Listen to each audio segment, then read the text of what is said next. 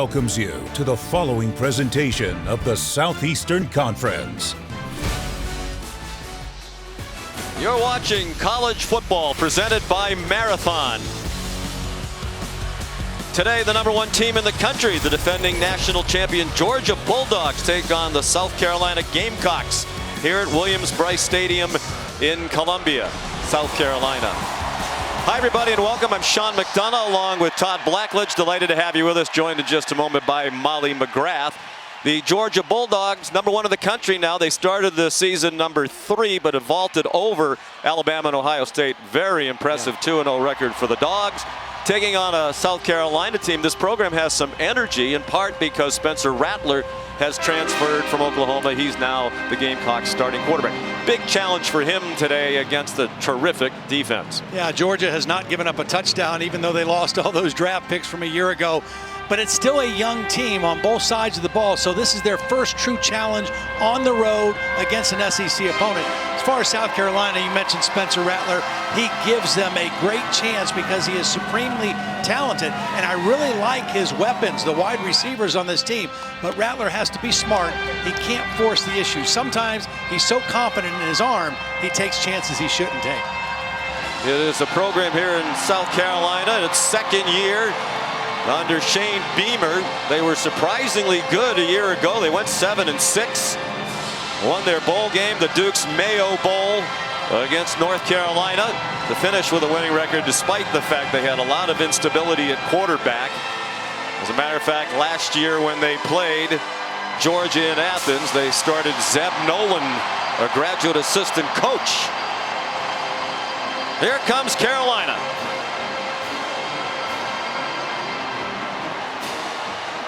They are 1-1. They had a home win against Georgia State, 35-14. Had their SEC opener last weekend in Fayetteville, lost to Arkansas, 44-30. A big problem was stopping the run against the Hogs, who rushed for 295. And now the Georgia Bulldogs, who've made the drive over from Athens in this border rivalry, a drive that took them about 3 hours last night. Great atmosphere here and in among the fans. There's Molly McGrath. Hello, Molly. Sean, take a look around me. This is the scene that Georgia coach Kirby Smart warned his team about. He kicked off their Monday morning meetings by showing his players video of the hostile environment here at Williams-Brice Stadium because he wanted to mentally prepare his younger players for the noise and distractions that they'll face. Now, quarterback Stetson Bennett has never played in this stadium before. He told us he's going to draw on his experience from other SEC road games, but said none of this bothers him, saying, quote, "It's just noise." He hopes his calm confidence permeates to the rest of his team, especially some of their younger skill players, saying the key is to look at this as though it's exciting and not intimidating. And Sean, I'm right here in the middle of it. It's pretty darn exciting. Indeed it is. The cockpit. Rabid student section here. Very pleasant day for mid-September. It could certainly be a lot hotter and more humid than it is right now, with the temperature in the mid-80s and the humidity right around 50%. South Carolina won the toss and will receive, so Kirby Smart's team will kick off.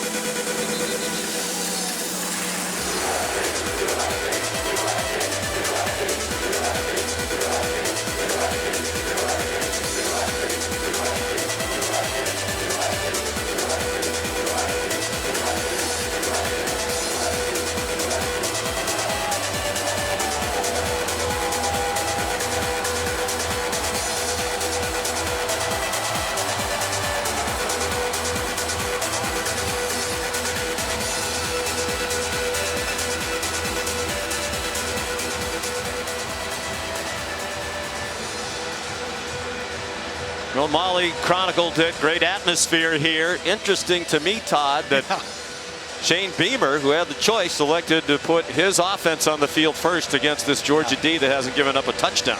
Well, Spencer Rattler told us yesterday they want to attack this defense. Good luck. Jack Podlesny kicks off. It'll be a touchback.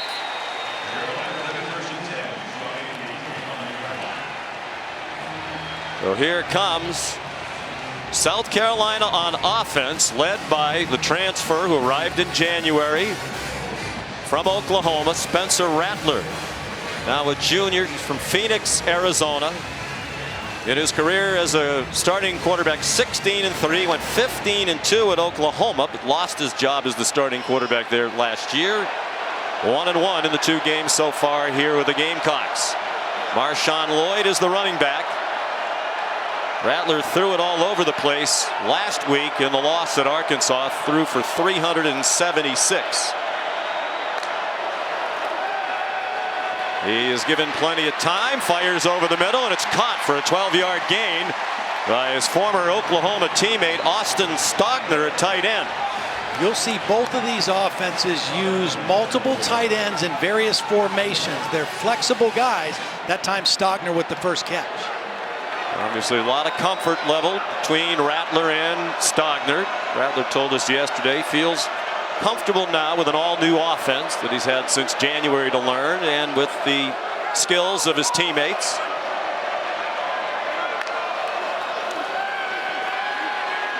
Forced back by the rush, and he throws it away. Pressured by Jamon Dumas Johnson, getting more playing time this year as a sophomore. It's been well chronicled. They lost 8 defensive players to the NFL draft off the championship team. Yeah, tailback Marshawn Lloyd just got overpowered. He was standing too straight up, and he got driven right back into the lap of the quarterback. Got to have a lower base to pick up a blitzing linebacker if you're a running back. One thing to watch today, Jalen Carter, one of the top defensive players in the country, hobbled this week with an ankle injury. They weren't sure he'd be able to go. He did take part in the pregame. He's not out there right now. Strong run, Marshawn Lloyd tripped up at the 41, or it would have been much more. Nazir Stackhouse took him down. Marshawn Lloyd was one of the most publicized recruits that signed at South Carolina 2 years ago. Got off to a good start as a freshman, blew his knee out, came back last year, but was not himself. But he is a different looking running back this year, and you're right, he almost broke that one. Jalen Carter has come on the field. Wildcat quarterback in the ball game right now. To carry on Joyner, is one of the 4 starting quarterbacks who won a game for South Carolina last year. He doesn't get anywhere near the line to gain. Malachi Starks, the freshman who moved into the starting lineup last week in game 2 of his career, up from the secondary, and South Carolina's going to punt. Here's the only thing about that. Spencer Rattler's your guy, right? Your first big 3rd down play of the game, let him make the play. Don't get cute and bring the Wildcat quarterback in. You're not going to fool the Georgia defense on a play like that. Ty Kroger is the punter. That 79-yarder against Georgia State, the longest punt in the country. Here's Ladd McConkey on the return, and he stopped shy of the 20-yard line. McConkey also a question mark. He's been hobbled in practice this week with a toe injury, but out there at least to start. They are going to be without one of their top wide receivers in A.D. Mitchell, who will not play today. A lot of young skill guys. Molly was talking about that in the beginning, and the biggest challenge for them is alignment, assignment. Try to stay composed in the chaos. Stetson Bennett, terrific. He was the MVP on offense of both of their CFP playoff games against Michigan and Alabama, and he's off to a strong start again this year. Tries to dump it off. Looked like kind of a broken play, but it almost was a big play. Kearis Jackson couldn't take it in. Gilbert Edmond was providing the pressure on Stetson Bennett. Well, watch Bennett. He wants to throw quick to the left. It's not there, so now he's going to run, and at the last minute tries to make a throw. I think it surprised everybody, but good defense for the first play for South Carolina. And they need something good to happen early in this ball game on defense. They have been hit hard by injuries on the defense. 2nd down and 10. Bennett out of the gun. Kenny McIntosh, the running back. He's been an excellent receiver. Out wide, it's Ladd McConkey trying to get to the first down marker. He did not. Stopped by Marcellus Dial, the cornerback.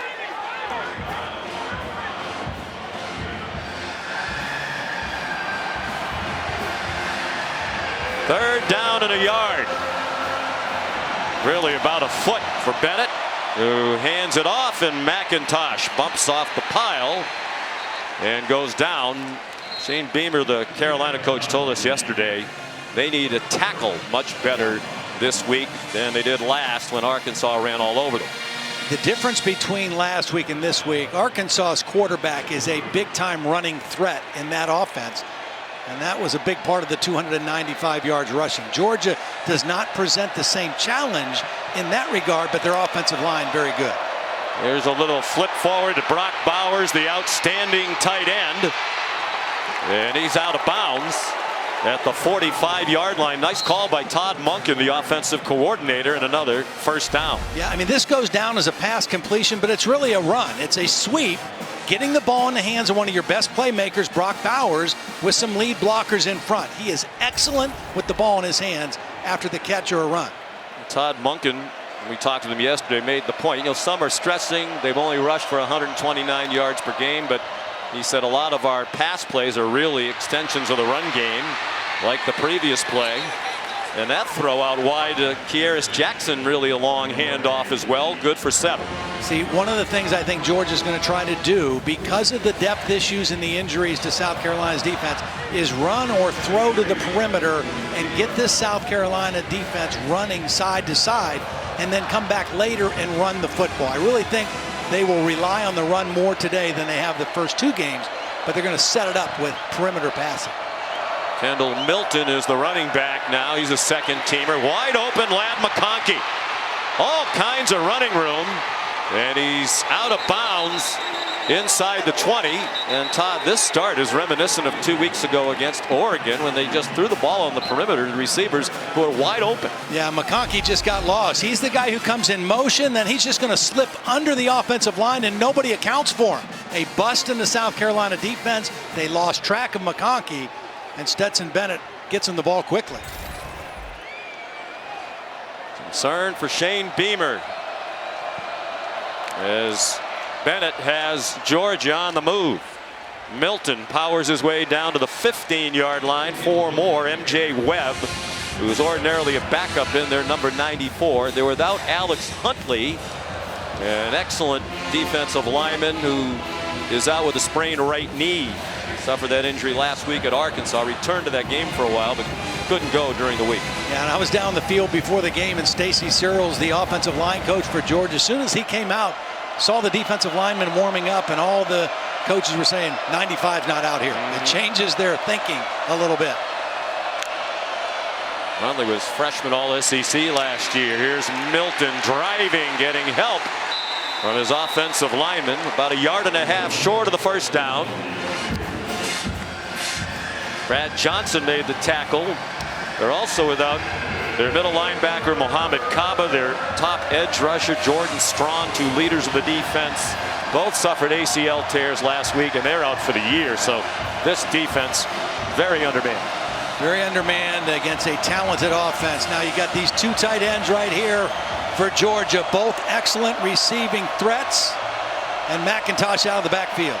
They lean on McIntosh, finds a big hole, and has the first down just inside the 5. They believe one of the strengths of their entire team is that offensive line with 3 returning starters, and they opened a nice hole. McIntosh and Milton kind of interchangeable. Milton a little bigger, a little more physical runner. McIntosh coming into the game, the leading receiver for Stetson Bennett. Really good catching the ball out of the backfield. First and goal from the 5. They have quieted this raucous crowd very quickly. The reverse. Brock Bowers turns the corner and scores. Another great call by Todd Monken, and beautifully executed by the Dogs. Bulldogs. A 5-yard touchdown run for the sophomore Brock Bowers. Well, really good execution, just like we saw a couple weeks ago early in the game against Oregon. Perfect execution. Bowers in motion, gets the flip, gets a block from his quarterback Stetson Bennett, and finds his way in the end zone. Coming into the game, Bowers only 5 catches, 2 quick touches in this one. Very productive both time he got his hands on the ball. Here's Jack Podlesny to add the extra point. And the Georgia Bulldogs in their first true road game, very impressive to start.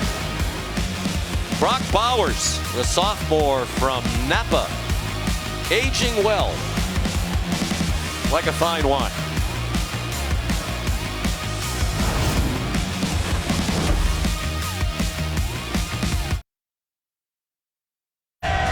This is the SEC on ESPN. From Williams-Brice Stadium, Columbia, South Carolina, view from the AT&T 5G Skycam. And Podlesny kicks off again. About 4 yards deep, so they elect not to try it again. We check in for the first time today with Matt Barry. Hi, Matt. Sean, good afternoon. Happy College Football Saturday. Let's check in on Nebraska, Oklahoma. First possession of the game for the Huskers. Casey Thompson, 32 yards to Trey Palmer. Dylan Gabriel has just scored. Right now, tied up 7 apiece. All right, thank you, Matt. Second possession here for South Carolina. Down 7-0 after an impressive opening drive by Georgia. Under duress, Rattler had to get it off quickly for minimal gain. Amarian Brown driven back by Jamon Dumas Johnson. Timing of that really blown up by the Georgia defense. They sniffed it out. That ball was supposed to come out quickly. Rattler had to hang on to it. By the time he did deliver it, it was only complete for a very short game. Georgia's given up just 3 points. Jalen Carter off the field on this down. They gave up a field goal in their 49-3 win in the opener against Oregon in Atlanta. Their largest win ever against an AP ranked team. They shut out Samford last week in a battle. The Bulldogs, long throw and a catch. Jaheim Bell, who does it all for the Gamecocks. The catch and run to the 28-yard line, a 41-yard pickup. Bell is such an interesting athlete, can play wide out, tight end, running back, and he's going against a starting corner. But this is a perfectly thrown ball by Spencer Rattler over the outside shoulder. Bell got enough separation from Lassiter, and Rattler stuck the football right where it needed to be. Officially a 46-yard play. 17 after the catch. They like their tight ends and wide receivers. They think they have good skill around Rattler. That's off the hands of one of the tight ends, Austin Stogner. Right now, if you're a South Carolina fan or coach, the thing you're happy about is Spencer Rattler has a pretty clean pocket right now. And that was the one thing when we talked to Glenn Schumann, when we talked to Kirby Smart, they did not want this quarterback to have a clean pocket because he's very accurate throwing the football if he's not bothered. And so far, they have not been able to knock him off his rhythm throwing the football down the field. Juju McDowell, the running back now. They fake a draw to him. They're trying to throw a wheel route, and it's picked off along the far sideline. The freshman Starks, who had one in the opener against Oregon, he has done it again.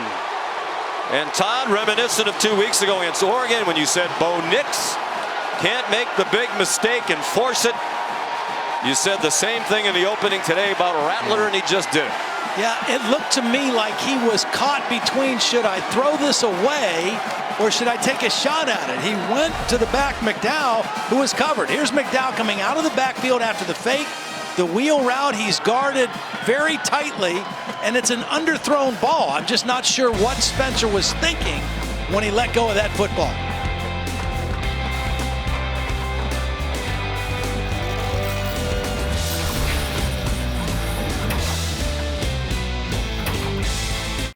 ESPN College Football is presented by Marathon. Get the most out of your drive.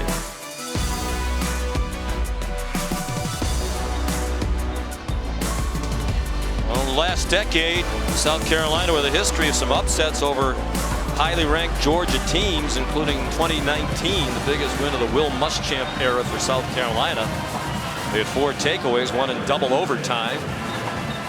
Will Muschamp, now co-defensive coordinator here at South Carolina. And Malachi Starks, the interception. They give the ball back to the Georgia Bulldogs. They march down the field on their first drive. And they're at the South Carolina 43 to start this one. Kenny McIntosh down to the 28. Well, looking back at this interception, I'm trying to figure out what Spencer Rattler might have thought he saw. He's looking for the wheel route and Juju McDowell. Maybe he thinks McDowell's going to turn it into a back shoulder throw because Malachi Starks was in perfect position. But Starks had eyes on the quarterback and came up with his second interception of the season. Just a poor decision by Spencer Rattler. He turned it 42 yards, did Starks. Here's Bennett on the run. Out of bounds. Mark it at the 21-yard line. You and I mentioned in the last break, we both think Todd Monken, the offensive coordinator, play caller for Georgia, is really good. And he's really been on his game so far this season. I mean, good use of personnel, misdirection, getting the ball on the perimeter, mixing run and pass, and really keeping it pretty simple for Stetson Bennett. He doesn't have to make a lot of deep throws out of the pocket. The ball's out of his hands quickly. Bennett came in completing 75% of his passes through the first 2 games, and he's 5 out of 6 today. Back to the run with Milton. He swung down, but he has the first down. Sherrod Green tackled him.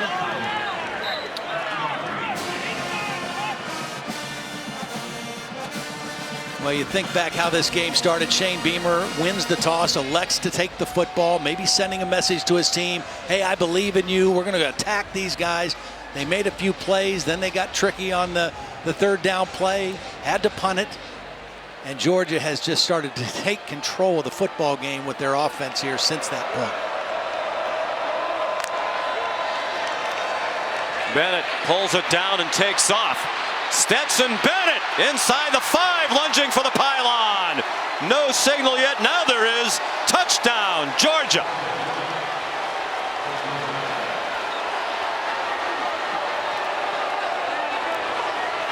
One of the things that won the job for Stetson Bennett and won the hearts of the coaches was his ability to make plays with his feet and his legs. Here's the end of the play. Reaching the ball. I think he's out of bounds. I think he stepped out before the ball hit the pylon. He clearly did. You see the foot is on the line. He's still lunging for the pylon there. This will likely come back to the 2-yard line. Mitchell Wilkins is the replay official today. And a view from our progressive pylon camera. Yeah, that's clear as a bell on that replay. But the thing that Bennett did was he made a quick move to elude Nick Barrett, number 93, who was coming unblocked, to collapse the pocket and turned it into a big play. Devontae Reed was number 3, who took a bad angle and couldn't get him. I think Bennett, Kirby Smart know that offense is going to go back out. Kirby's telling him right now, if you're going to reach the football, reach with 2 hands. Don't reach it out there with 1 hand and be careless with the football. Kirby is constantly coaching every aspect, right? I love him, but he just seems so grumpy all the time right now. He seems grumpy, even though his team is winning so well. Well, he is always working, always teaching, always recruiting, and that's been the biggest part of their success. They brought in terrific players. I'm wondering why this is taking so long. Maybe they're just trying to figure out where the ball should go. After perhaps review, at the 1, even though the runner foot's at stepped the out 2. of bounds with the ball just past the 2-yard line. It'll be first down for Georgia. Jason Autry is the referee. He looks familiar to our group. He worked the game we did last week, Pittsburgh hosting Tennessee. His crew did a fine job. So they'll mark it just inside the 2. Just under 5 minutes left in the first quarter. Georgia with 124 yards of offense already. Nice blend of run and pass. And really have not been threatened by South Carolina's defense. Saw Shane Beamer taking a deep breath. He really was positive, as he always is, when we visited yesterday. He said, yeah, we have some injuries, and they're a great team, but we have an excellent SEC football team ourselves. The interception really hurt on their last possession. Kendall Milton, the running back, lowers his head, and that's a touchdown. Georgia, 2 possessions and 2 touchdowns. Great job by Warren McClendon, the right tackle, and big Darnell Washington, the bigger of the tight end group, just really collapsed the left side of that South Carolina defense. Tate Ratliff, number 69, the right guard. Impressive drive. And more of the same for Shane Beamer. Last week up in Fayetteville, Arkansas scored touchdowns on their first 3 possessions, all of them drives of double-digit plays. Podlesny adds the extra point. He's now made 50 in a row.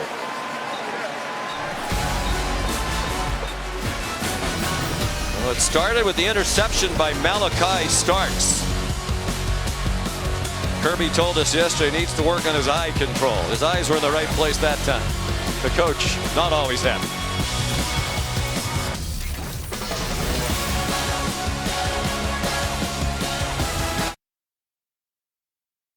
Every Saturday, we know you want to know what's in the box. Well, here's your options. ESPN Plus, Missouri playing in the SEC. J.J. McCarthy getting the start for Michigan down on ABC, SEC Network. Kentucky just gets in.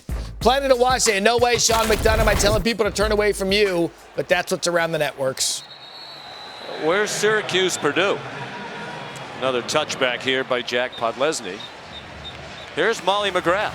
Well, Sean, after that Malachi Starks interception, Nolan Smith ran up and down the sideline and said they come in bunches. The defense was so fired up until Kirby Smart came over and told them to stop celebrating. Like Todd said, he's always coaching, and he said play calm and know where number 10 is at all times, referencing wide receiver Amarian Brown. Yeah, they know about his speed. He got behind the defense a couple times last week. That's him in motion.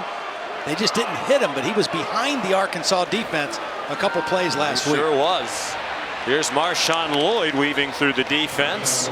And a good tackle by Jamon Dumas-Johnson, or there might have been more in that run for Lloyd, who looks to be fully healthy. 2 years ago, Marshawn missed the entire season with a preseason knee injury, and last year you could tell he was a guy still working his way back, but he's had some explosiveness this year. Yeah, he looks good. He looks good running, and he's really worked on his receiving skills and catching the ball out of the backfield. Very highly recruited player out of Wilmington, Delaware. Oh boy, he should have gotten the football in there. That was looked like a zone read. Spencer Rattler decided to pull it, but it looked like it was a big hole. Take a look at this now. He's going to cut in here. Rattler's going to read the end of the line and keep the football. But watch what happens if Marshawn Lloyd has the football. He's running upfield with his shoulders square. Still 3rd down and manageable now. This is where Spencer Rattler really has to show maturity and growth. Come back from that bad interception and be a leader. Struggled on 3rd down, just 25%. Rattler in trouble, and he was hit as he threw it. Falls incomplete, intended for Marshawn Lloyd. It was Michael Williams, another true freshman, who has opened eyes very quickly in Athens. He's a defensive end. Well, they did a nice little game here. They're going to cut this way. Dylan Wanham, the left tackle, he's normally the right tackle. He's playing left today because of injury, and that time got his shoulders turned. That little end tackle stunt. And Williams, with his speed and length, got to the quarterback. It's a fake punt, and it is completed for a 1st down. Trayvon Kenyon is the tight end. Kai Kroger, now 3 for 3 passing in his career. They lean heavily on Beamer ball, and Pete Lembo, a great special teams coach. Well, watch the punter. First, he is going to look to his left to move that linebacker out of the way and open up a throwing lane to the backside tight end, Kenyon. Pete Lembo told me on the field before the game, he says, we got a few tricks up our sleeve. We've got to try to steal a couple possessions. They just stole one right there, beautifully executed. Or a 20-yard gain. First catch of the year for Kenyon. It was their third-string tight end. There's that hole for Marshawn Lloyd, and another first down. And the pile driven inside the 40 to the 38-yard line. Coming into the game, South Carolina only averaging 59 yards a game rushing. I mean, obviously this is a game that is going to be tough to run against this Georgia defense, but you've got to make them honest. You got to keep them honest, and that will help your pass protection as well when you run the football. Part of the reason they haven't run it, they've been behind in both of their games. Here in their home opener against Georgia State, they actually trailed in the third quarter by 2. Rallied to win that one. 35-14. They were down 35-12. Last week, as we mentioned, they got way behind early at Arkansas. Rallied to make it a 5-point game in the second half. Lloyd swung down. On the last drive, the 46-yard play, Rattler to Jaheim Bell, is the longest play against the Georgia defense all year. Then they covered that up by picking off Spencer Rattler. South Carolina's got to find a way to get Juice Wells involved in the game. Number 3, he's their leading receiver, the transfer from James Madison. Here he is out here. Has not seen a ball thrown his way yet. In single coverage for the moment with Kamari Lassiter, a new starter at cornerback. Christian Beal-Smith, transfer from Wake Forest, gets his first carry as a Gamecock and didn't get a lot. He picked up 2. Here comes 3rd down and 8. He's a little bigger, though. They've been using McDowell on 3rd down, who's 5'9", 180. Christian Beal-Smith, a little bigger back, a little bit more stout in the pass protection part of 3rd down offense. Well, right now it looks like an empty set to begin with. I guess it might be 4th down territory. They also have a kicker, Mitch Jeter, with a big leg. Not going to win with field goals. No. And nothing there for Christian Beal-Smith. Smile Munden, another new starter, sophomore from Dallas, who's off to a nice start this season. Kirby Smart singled him out for good play through the first 2 games when we met yesterday. Shane Beamer will have some time to think about what he wants to do here on 4th down and 9, as they're going to let the clock run out here in the first quarter. Yeah, here's the dilemma. You got to get touchdowns to have a chance to win, but your defense has not slowed Georgia down. Do you want to give them a shorter field or a longer field? Total yards almost even in that quarter. 125 for Georgia, 104 for South Carolina, but the interception was a huge play.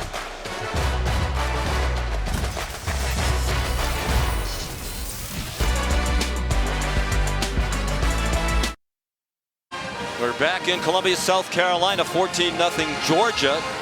As we head to the second quarter, and Todd on 4th down and 9 at the Bulldogs 37. Shane Beamer sends Spencer Rattler the offense out. Yeah. Well, you know, again, you're not going to beat Georgia with field goals. Spencer Rattler's your guy. You're counting on him to make a play here. And your offensive line's got to give him a clean pocket. 4th down and 9, so he's going to have to hold the ball a little bit to get the ball downfield past the sticks. Marshawn Lloyd lines up with the running back. With 3 receivers to the right. That's the reason why they're not playing. There are some students in the end zone.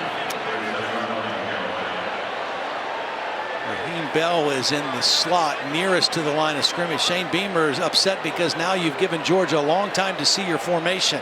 Yeah. As they're trying to get these kids off the field. That's bad. Georgia's kind of got a bead right now on what the formation looks like. They said we have to steal possessions. You have to have an edge on special teams. They just did with the fake punt.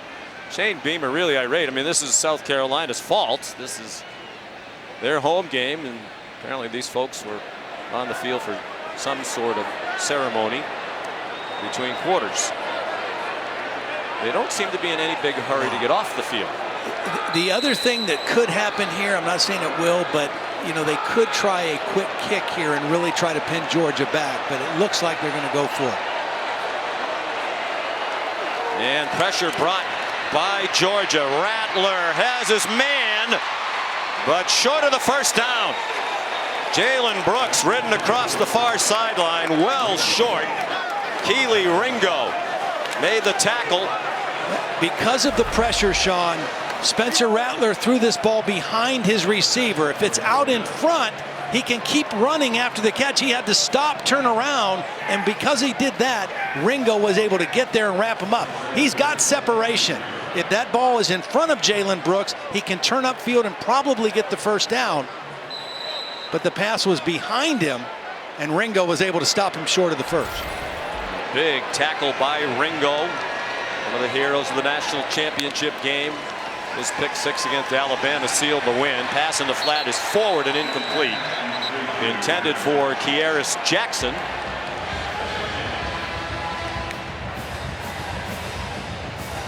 I think Shane Beamer will be chatting with the athletic department's ops people this week about ceremonies between quarters that involve being on the field.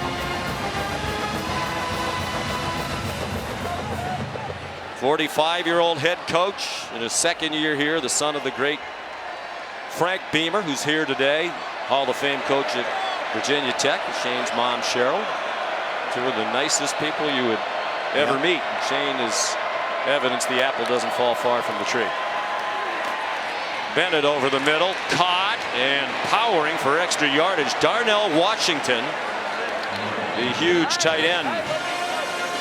Frank Beamer still lives in Blacksburg, makes the 5-hour drive down here with Cheryl for the home games. What a wonderful man. Yeah. As great a coach as he was, an even nicer person. Very proud of Shane. He and his wife have a daughter living in Charlotte, so they just kind of go up and down Route 77 to Charlotte and to here. They have 6 grandchildren, 3 here, 3 in Charlotte. Charlotte only about an hour-and-a-half drive from Columbia. Here's a flea flicker. McIntosh flipped it back to Bennett. McConkey in double coverage, and they throw flags. Nick Emanwari, the true freshman, had primary coverage. They had 2 men there. They didn't really need to interfere, it seemed. Emanwari knocked it down.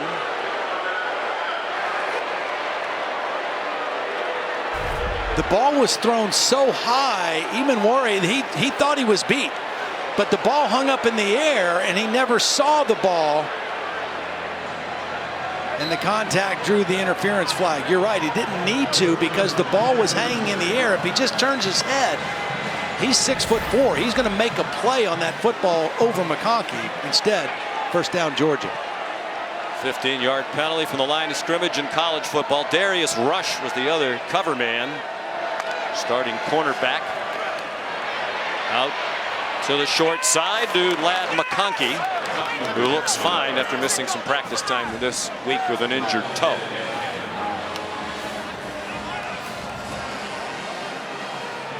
What a nice start to the season. McConkey had a rushing and receiving touchdown in the opener against Oregon, when they scored touchdowns on 7 straight possessions to start the game. Todd Monken said every 5 or 10 years you might have a game like that where just everything clicks. It was particularly impressive in the opener. Nothing doing there for Milton.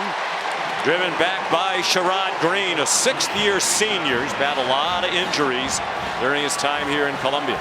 Good defensive play right there by South Carolina. Pretty fortunate they didn't get a penalty for picking the back up and slamming them to the ground. I've seen a lot of flags for that this year.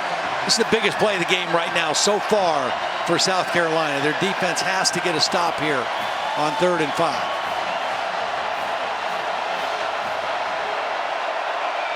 Two for 2 already on 3rd down.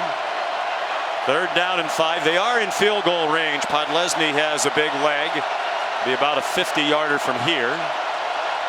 Very little breeze at the moment. Betts in the short set. Stetson Bennett the short set, and he finds McConkey. It's perfect timing. I mean, we can shorten that, by the way, to Benson if we wanted. Perfect timing. I mean, this ball is thrown before McConkey gets out of his break. I mean, they're just right on cue in between 2 defenders. And they snap it quickly. That's thrown into traffic. There are 2 flags down. The catch made by Marcus Rosemy-Jackson. One of the great names in college football. Good for a first down at the 7. Illegal substitution. Defense, 12 players on the field with the snap. The penalty is declined. Result to play is a first down.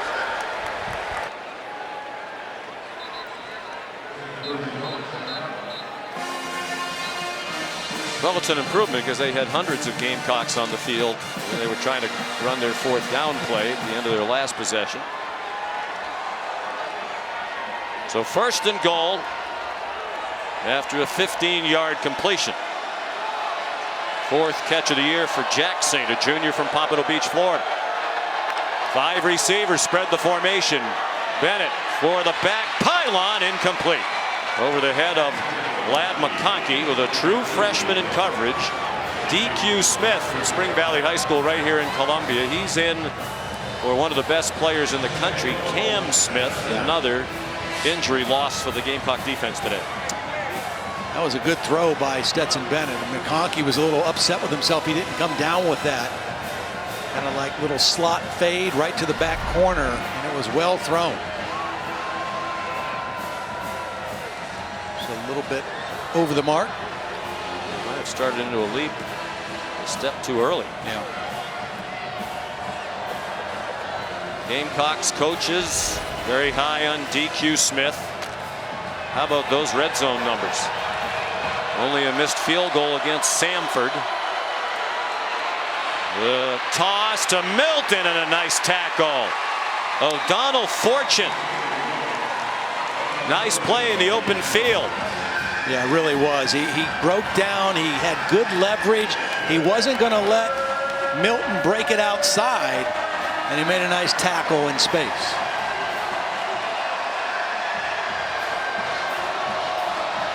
Officially a 1-yard gain. This will be the 10th play of the drive for Georgia.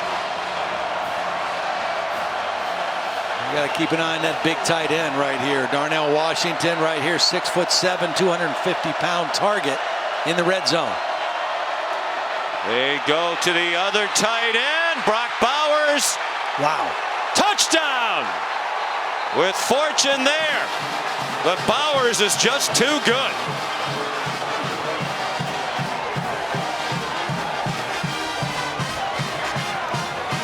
And Stetson Bennett shaken up while throwing the 6-yard touchdown pass to Bowers, who has run for one and now caught one. Now another perfect throw, kind of back shoulder, and you see the athleticism of Bowers. First of all, secure the catch, no bobble, all the way to the ground. 96 for Georgia's reporting is 44. And had the 1 foot down. I mean, he's not your typical tight end. He's just a big receiver. He has elite receiving skills and a bigger body. It's his first touchdown catch of the season. He had 13 last year to set the single season Georgia record. He'll catch many more. Von Lesney's extra point has made it 21-0. The stop on 4th down turned the ball back over to the Bulldogs offense. And they went all the way toward that goal line to which Kirby Smart was pointing.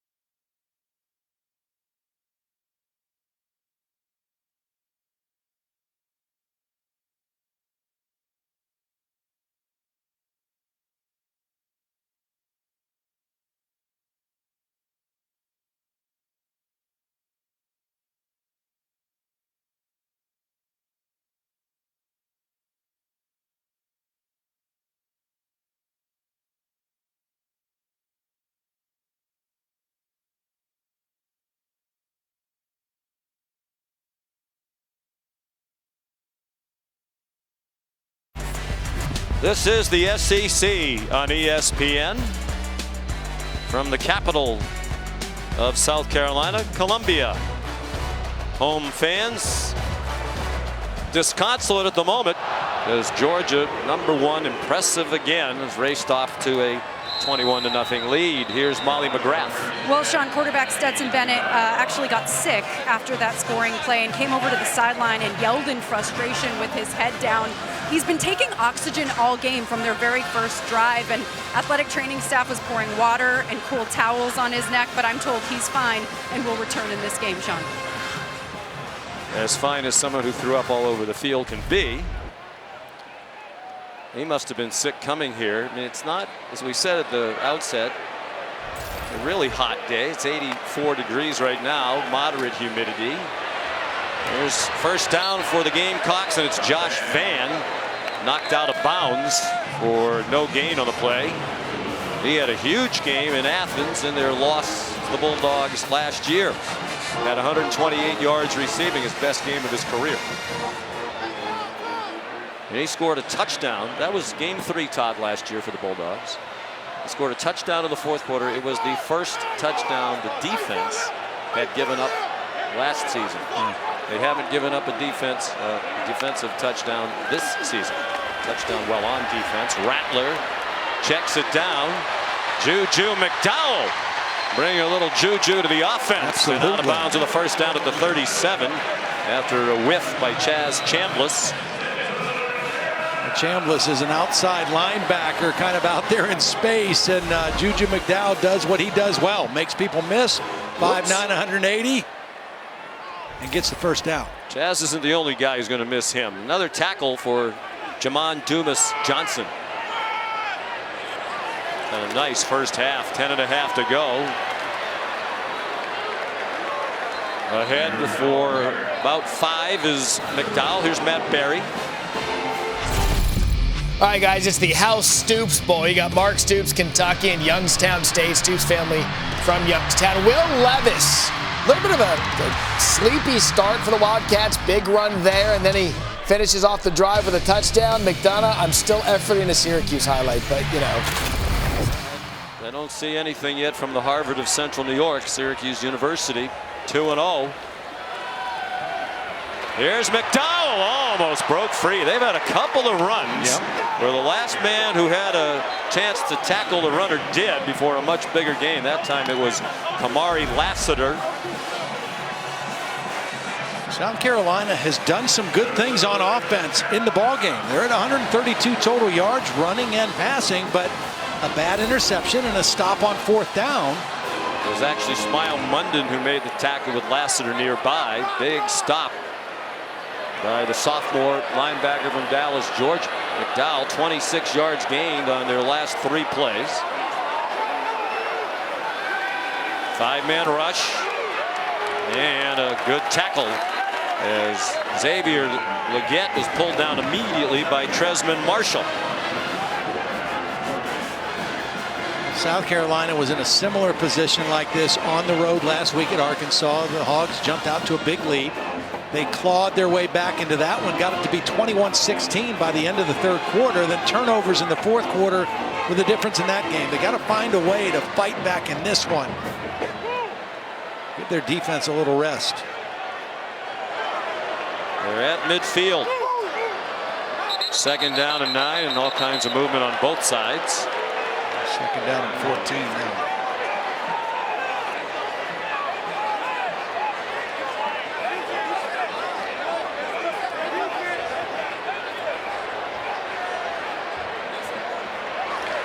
False start. Offense, number 79.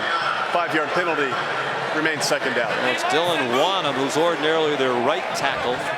Their left tackle, Jalen Nichols, is banged up.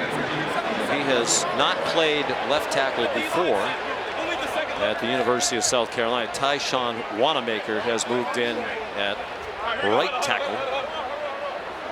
And Wanham over to the left. It's a veteran offensive line, 139 combined career starts among the entire group, led by Eric Douglas, the center, making his 27th career start. And they cannot stop the rush of Marshall. And Rattler throws it away. Again, one of the problems that time, it was just not the back. It was the offensive line that kind of opened things up. They brought a linebacker blitz. It's still only 5 guys rushing. But you can see the center, Eric Douglas, number 71, got turned around in the middle of that. And when the pressure comes inside like that, very difficult to do anything except throw the football away. 3rd down and 14. 8:15 to go till halftime. South Carolina 0 for 3. On 3rd down, they did convert a 4th down on a fake punt. Twisting up front. They hope for run after the catch from Brooks, and they got just a little. He's out of bounds in Georgia territory at the 48-yard line, but still about 7 yards shy of the line to gain. Well, they went for it on 4th and 9 and got stopped. This is shorter, about 4th and 7. And this time they're going to punt the football. Or have another fake. Will Muschamp and that Georgia staff alert to the fact that they have a lot of tricks in their special teams bags. We talked about Frank Beamer, master of the special teams, known as Beamer Ball, and Shane has carried on the family legacy. A punt by Kroger, and good coverage as Ladd McConkey was tripped up by the long snapper Hunter Rogers. And Georgia will start from the 9-yard line, leading 21-0 midway through the second.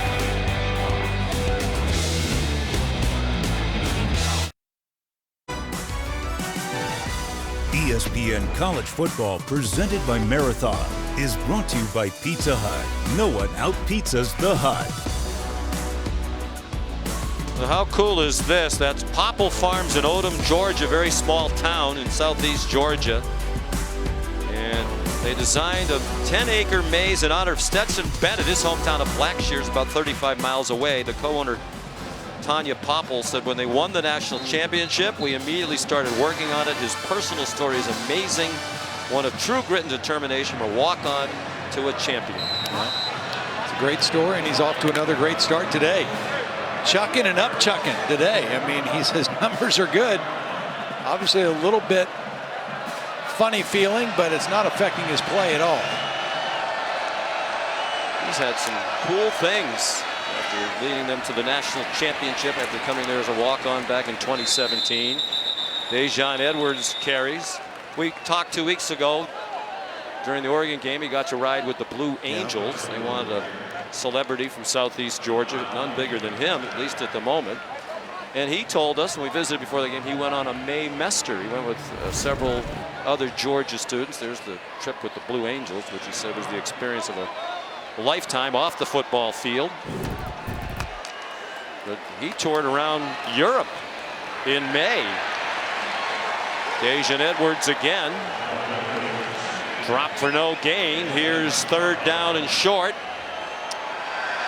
Another play by Gilbert Edmond. He's got the unenviable task of filling in for Jordan Strawn, who was one of their real leaders, their best pass rusher. One of those 2 guys who got injured a week ago against Arkansas. Crowd trying to get fully engaged.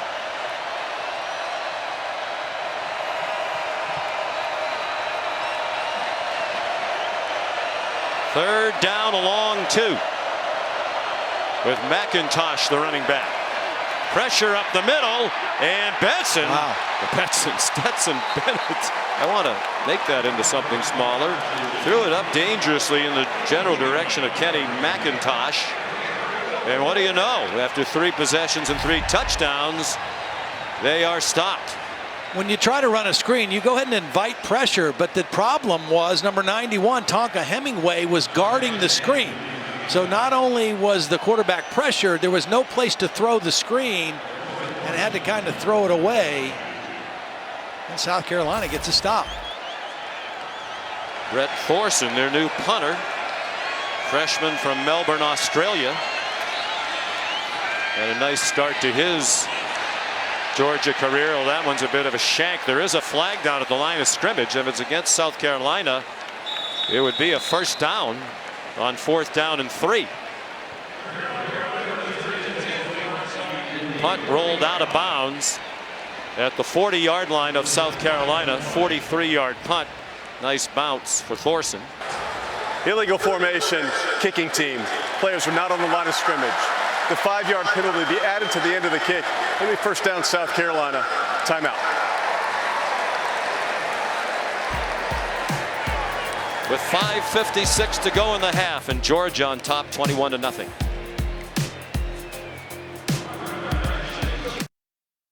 Today's Taco Bell Live Más student section is the cockpit here at South Carolina. Student sections across the country competing to be the Live Más student section of the year.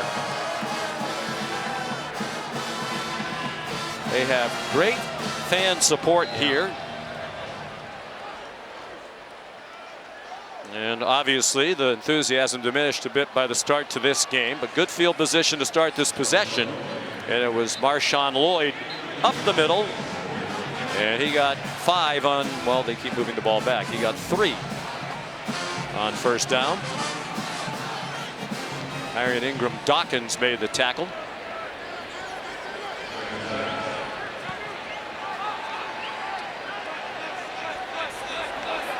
Again, still no touches for Antoine Wells, their leading receiver. Stumbling on the handoff, Lloyd, he managed to turn the corner, got into Georgia territory, did not get the first down. And that's, don't you think, Todd, one of the things Georgia does so well? Yeah. They game plan for their team. We're going to, sort of like Bill Belichick has done in the NFL places, we are going to take away this guy. Yep. And it's obvious that today, Wells has been a big focus of Will Muschamp and Glenn Schumann's defense. Co-defensive coordinators after Dan Lanning left to be the head coach at Oregon. 3rd down and 4. Georgia acting like it might bring pressure. And they don't, and they stuff the run. Marshawn Lloyd driven all the way back inside the 30-yard line. Ingram Dawkins there again. Redshirt freshman from here in South Carolina from Gaffney. Well, watch the inside move. They just get penetration behind the line of scrimmage. Wow. They weren't expecting run. They just collapsed the line of scrimmage. On their way to the quarterback, they stopped the run and forced another punt. How well do they tackle? I mean, talent's one thing, but it is very rare we talk about Georgia defenders missing a tackle. You know what helps tackling? Fresh legs. And they play so many bodies. Those guys are fresh when they're getting their reps. Kroger's punt out of bounds at the 15-yard line. You're watching college football presented by Marathon.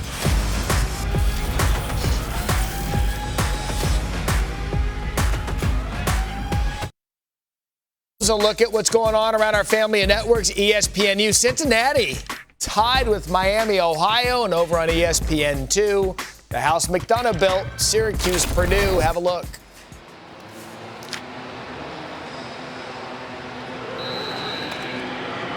Thank you, Matt. I couldn't see the score, though. You've been chronicling it for me. 9-3 was the last Purdue? I saw. Yeah, Purdue. A lot of time left. Sean McDonough, Todd Blackledge, Molly McGrath, delighted to have you with us from Columbia, South Carolina. Georgia with the ball, leading 21-0. They're forced to punt for the first time today on their last possession. Kendall Milton powered ahead for 6 on first down. A junior from Fresno, California. Back up last year, played in only 8 games. He had a knee injury.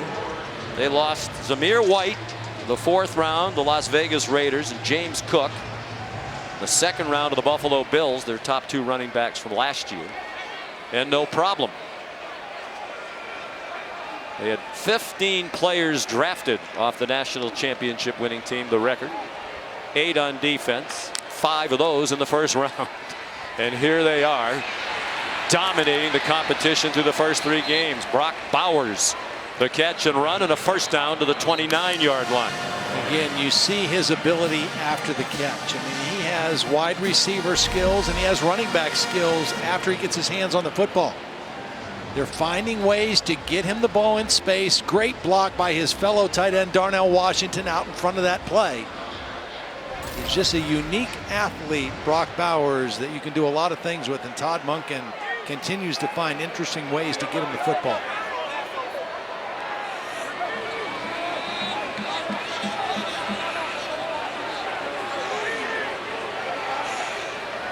Georgia in no hurry. They have plenty of time to go down the field with all 3 timeouts.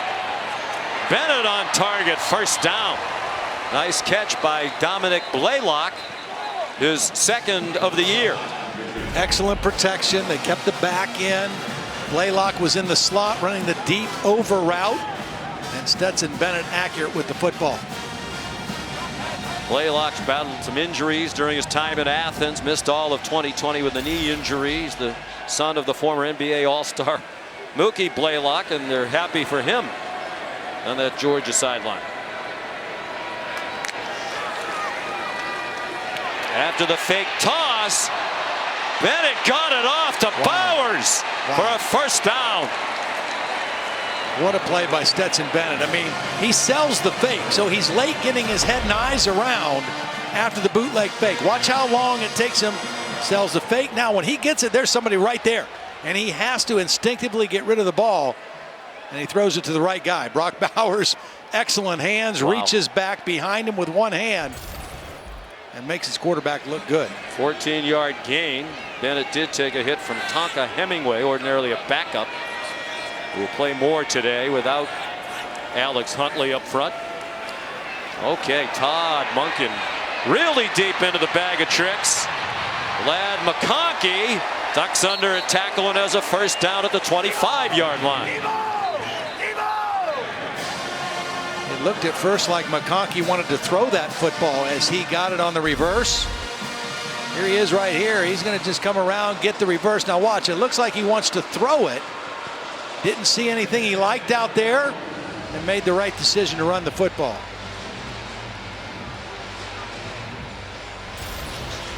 Georgia has outscored its opponents.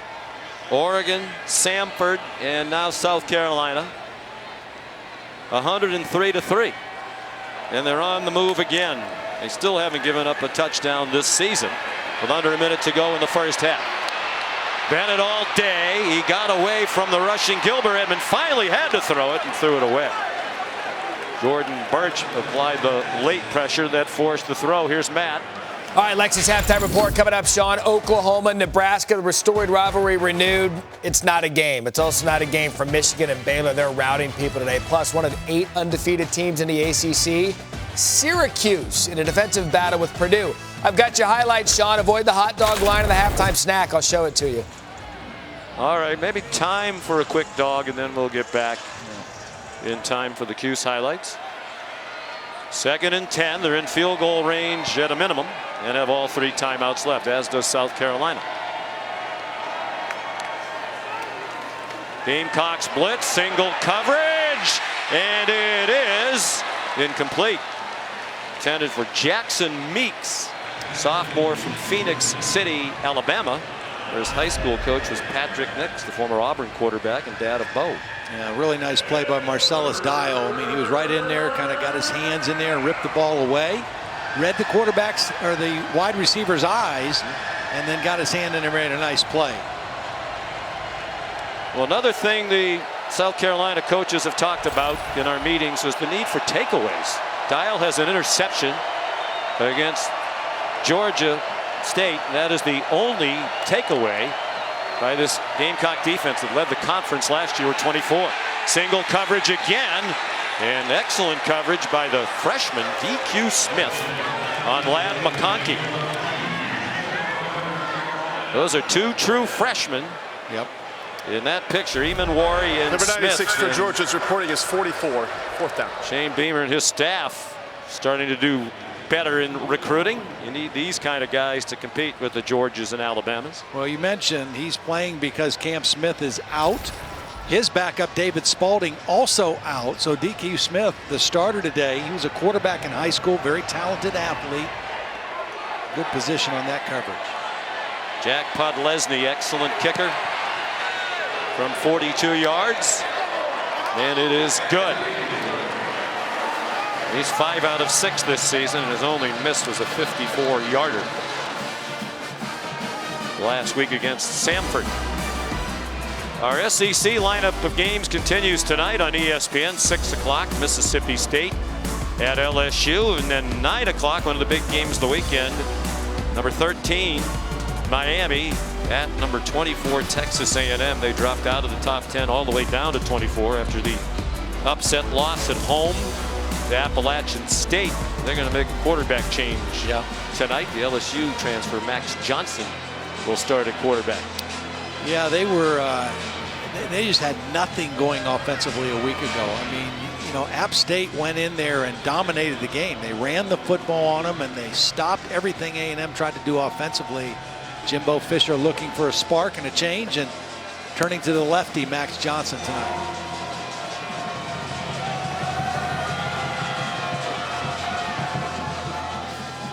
So Podlesny to kick off.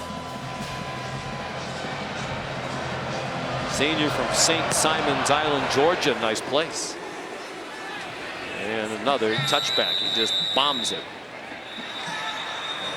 Time for today's Weekend Wake Up, brought to you by Wendy's Breakfast.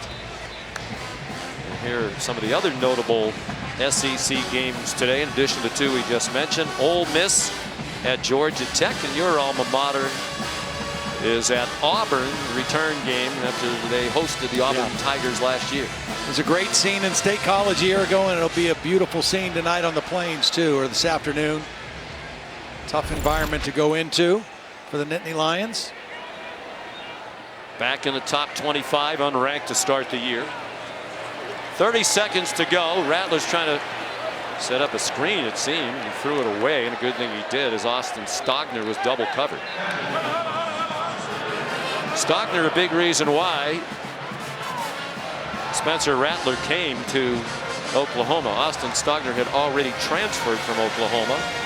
He came on a visit here, and he told Spencer Rattler, if you're looking to go someplace else, South Carolina is an awesome place. They were both familiar with Shane Beamer, because Shane had been on the coaching staff at Oklahoma under Lincoln Riley. Here's another screen. Marshawn Lloyd runs out of bounds. And that'll be 3rd down and 18 seconds to go in the half. South Carolina has yet to convert a 3rd down in the ball game, and coming into the game, that was a weak spot. They were 124th in the country, only 25%, and they are 0 for 5 today in the ball game, and this is no easy task. 3rd down and 10 in your own territory against this Georgia defense. Marcus Satterfield is the offensive coordinator. They like screens. They ran a lot of them last week against Arkansas.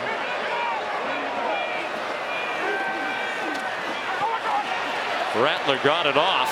There might have been some holding up front, but no call. They tried to get it to Juice Wells, who still does not have a catch. And there's a flag, and it's going to be against Georgia. I think it was Lassiter, 3-on-3. Defense number 3. Ball will be placed at the spot of the foul.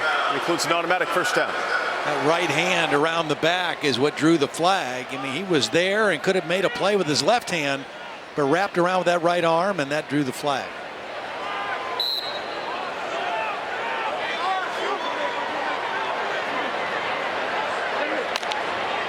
So it's 1st and 10, but they're still well into their own territory at the 30. And only 13 seconds to go. And Georgia in a prevent defense, a 3 deep safety look. Got 3 guys back at the 50-yard line. Rattler stepped in, still got hit, got it off, and it fluttered short of his good buddy Stogner. Nolan Smith brought the pressure and hit the arm of Rattler. I think you run the football here. I mean, that time the ball gets deflected, he gets hit. It goes up in the air. You just can't afford to have something bad happen here at the end of the half. Or you could launch a bomb and hope that you could. You got a pass interference call or a big gainer, but I'm with you.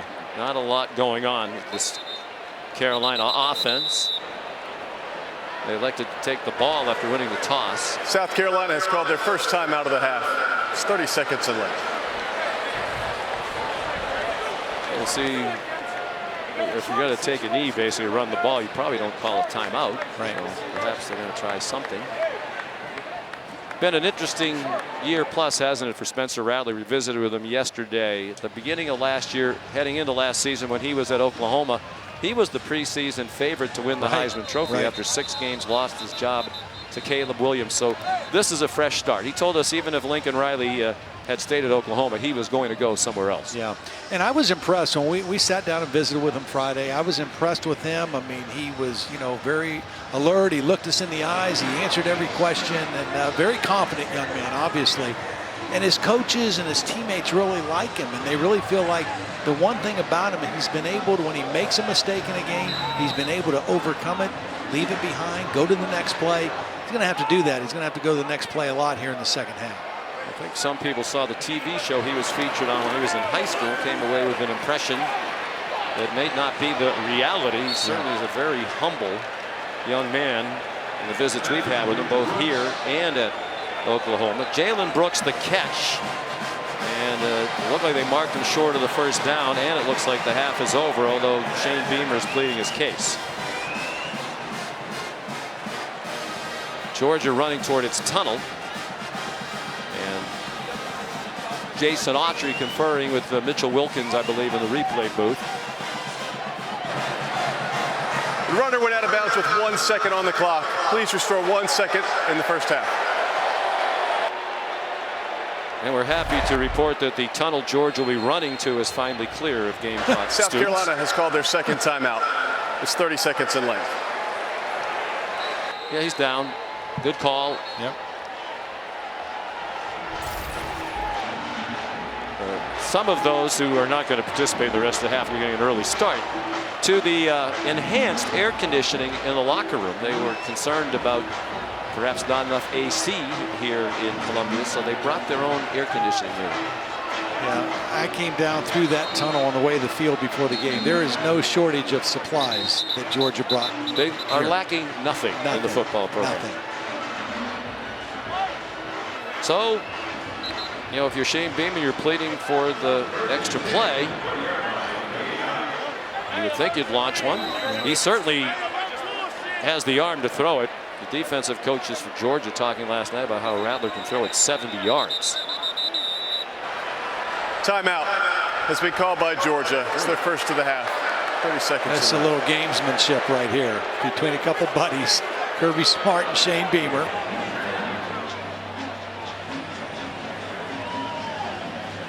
Well, it gives us time to work in some promos. Mike Mascara will be happy in the truck as he can check off some boxes. Kick off your Week 2 NFL Sunday at 10 a.m. with the Countdown crew on ESPN and the app. They have all the early breaking stories, injury updates, previews of each game right up to kickoff, and then we'll cap off Week 2 in the NFL with a Monday night doubleheader. A lot of the members of our crew will be in Buffalo for the Titans and the Bills at 7:15 on ESPN and Deportes. And at 8:30 on ABC, ESPN Plus and Deportes, Minnesota and Philadelphia. What a start to the season for Buffalo, winning against the Rams in LA. And what a thud to end the half with Rattler forced to throw it away with 2 Bulldogs right in his face.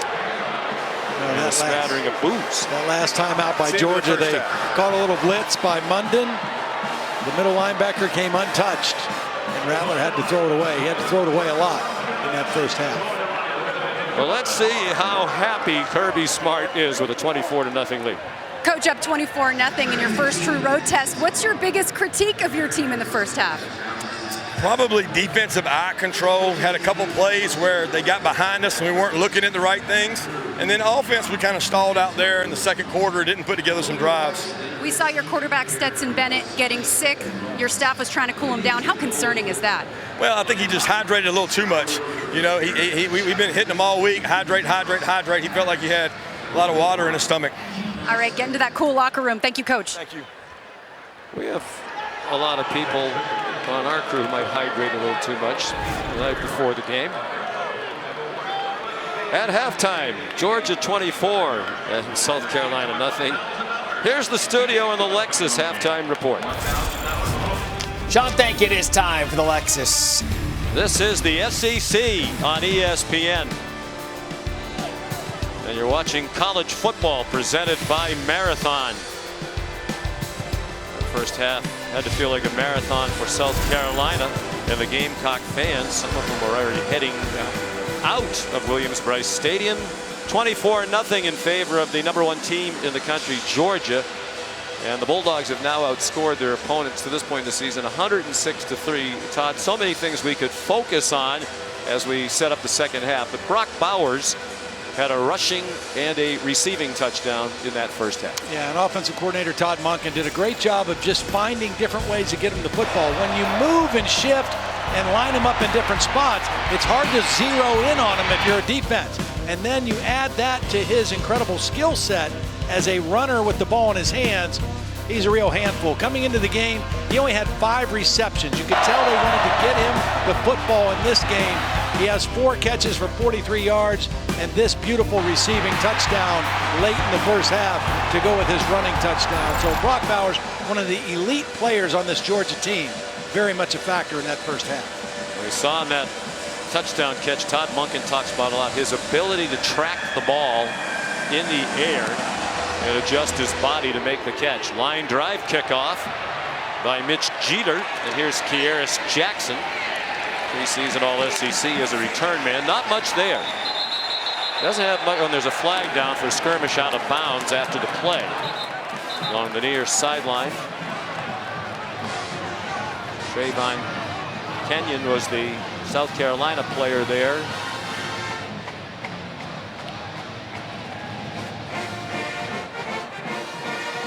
Here's Jason Autry, the referee. I think it was Nolan Smith that was involved in it as well. Personal foul, blocking out of bounds after the play. It's a dead ball foul.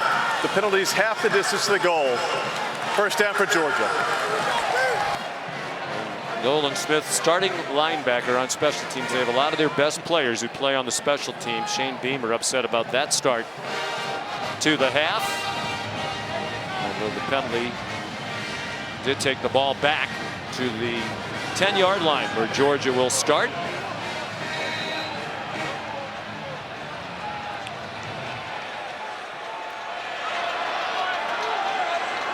Kenny McIntosh, the running back, on the hip of Stetson Bennett, who went 13 for 20 for 166 and a touchdown in that first half. McIntosh runs for 8. Here's Molly McGrath.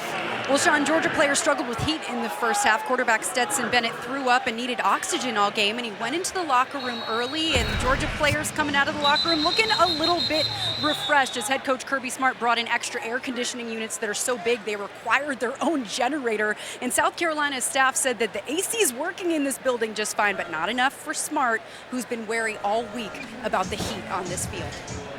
BYOAC if you're the Georgia Bulldogs.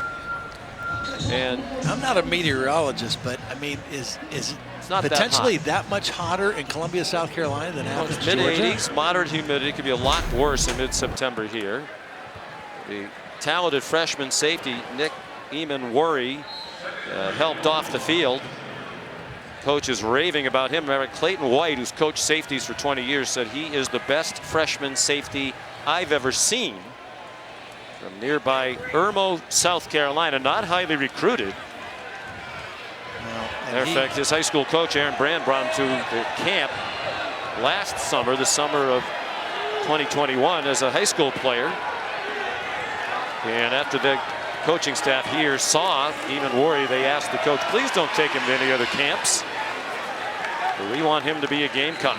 Zach Pickens made the tackle on Kenny McIntosh. Well, Eamon-Worry has played incredibly well, and he's in there for R.J. Roderick. The starter who's out today. The first half stats brought to us by Yeti. And heavily in favor, as you might expect, of Georgia.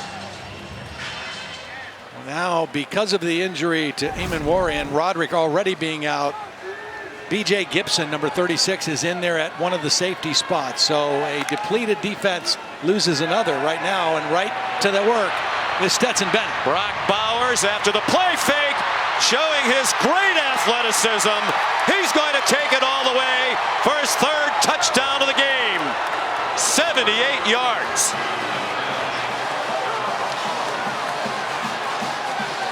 I just mentioned the third team safety in the ball game, B.J. Gibson. Stetson Bennett saw it, Todd Monken saw it, and they went to his area. Number 96 for Georgia is reporting as player 44. Gibson is the deep safety, right down the middle, get the ball to Bowers, and Bowers' athleticism does the rest. Ewan Worry not in the game.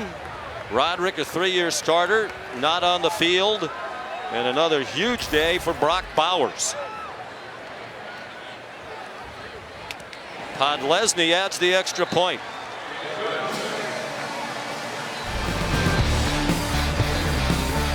He set all of the Georgia receiving records for tight ends last year with 56 catches and 13 touchdowns receiving, which was the program record at any position.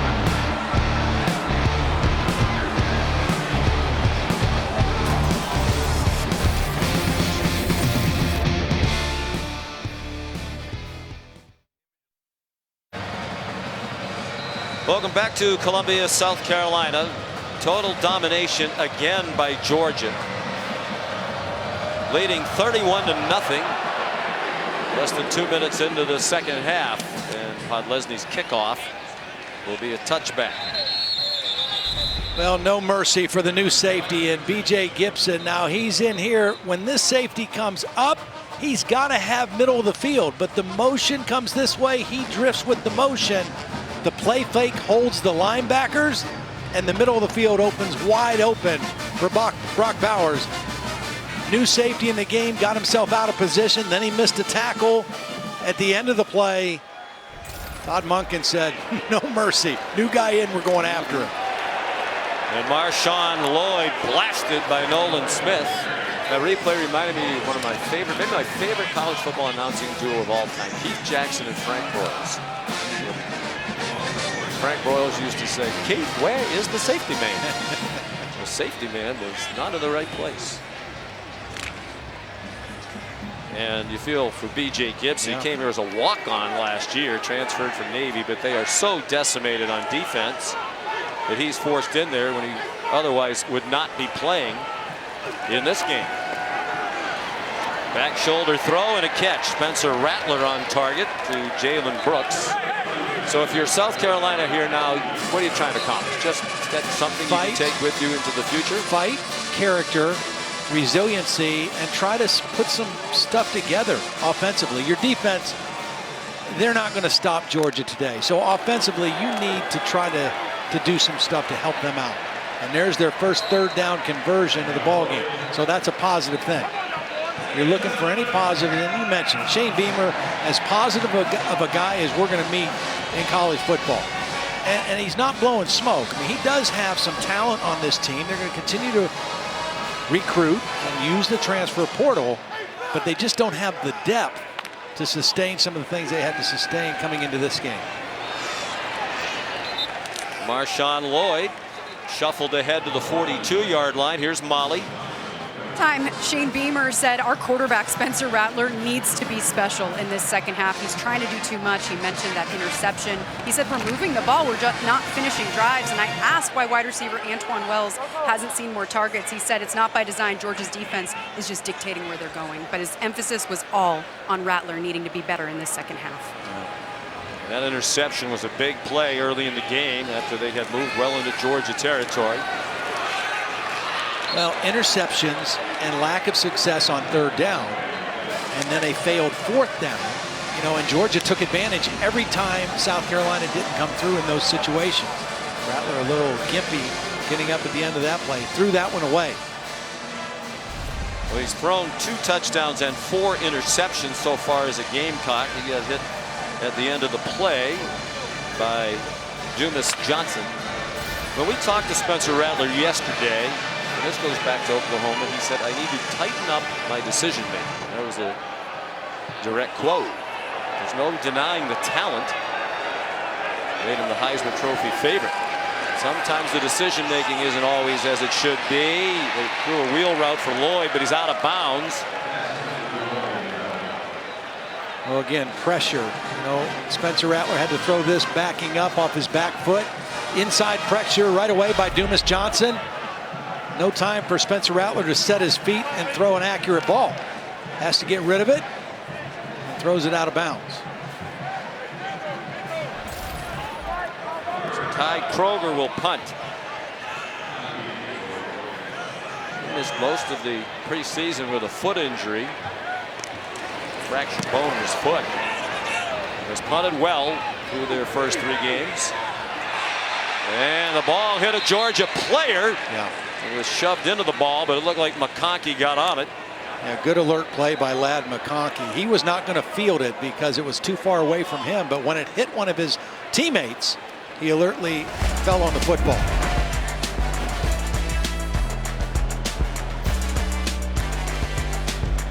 Georgia football. When we come back, they're up 31-0.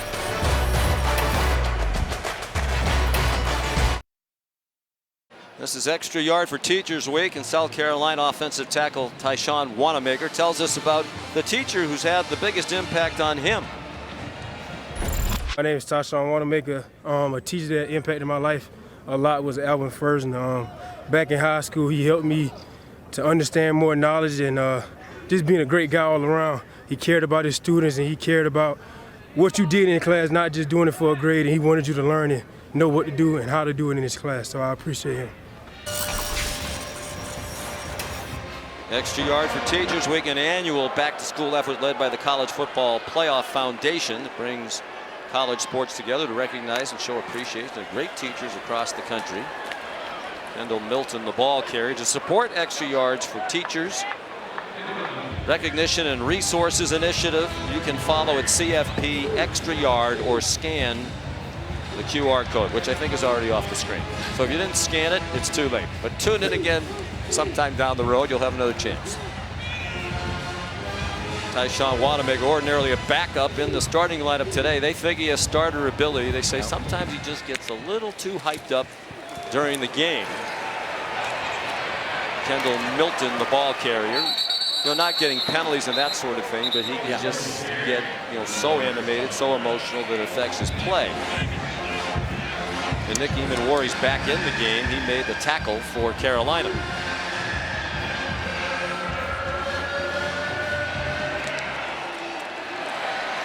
Good time in the game for Georgia to work more on that running game. Again, coming into the game, they've been doing everything so well, but only 129 yards per game rushing, throwing it really well. A lot of their perimeter throws, like runs.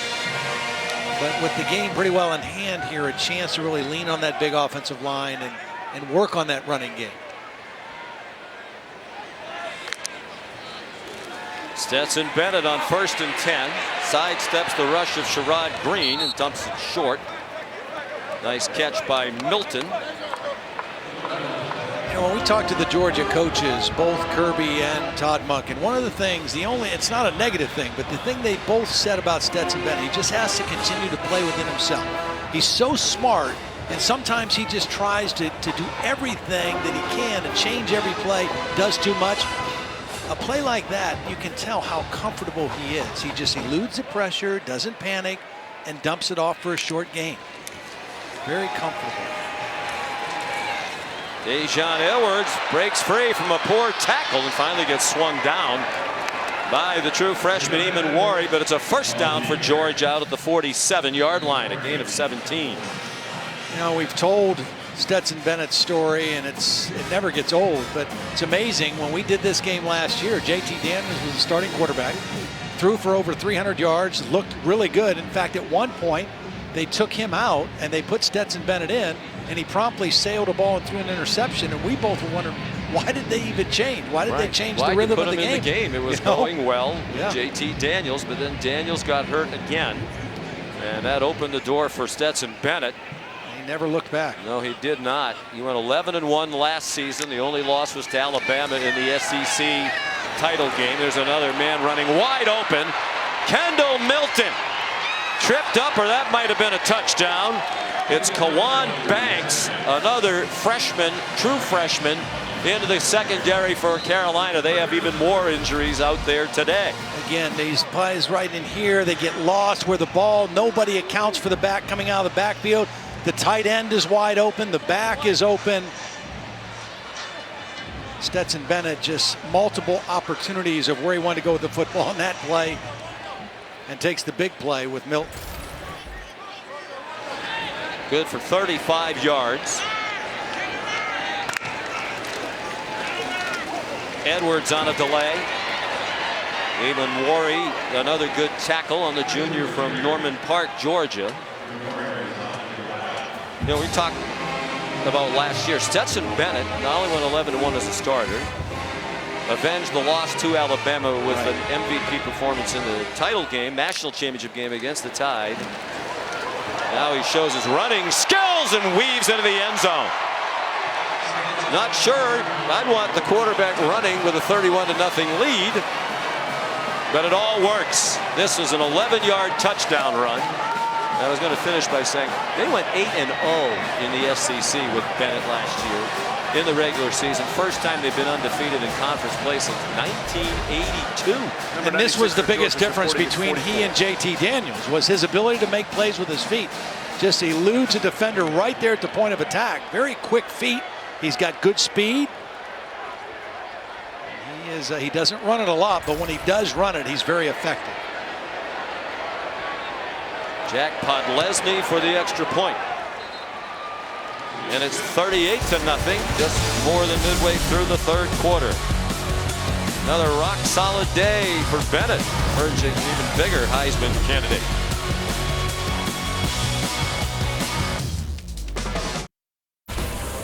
This season, All-State will celebrate every field goal and extra point made by participating universities by making a donation to the university's General Scholarship Fund.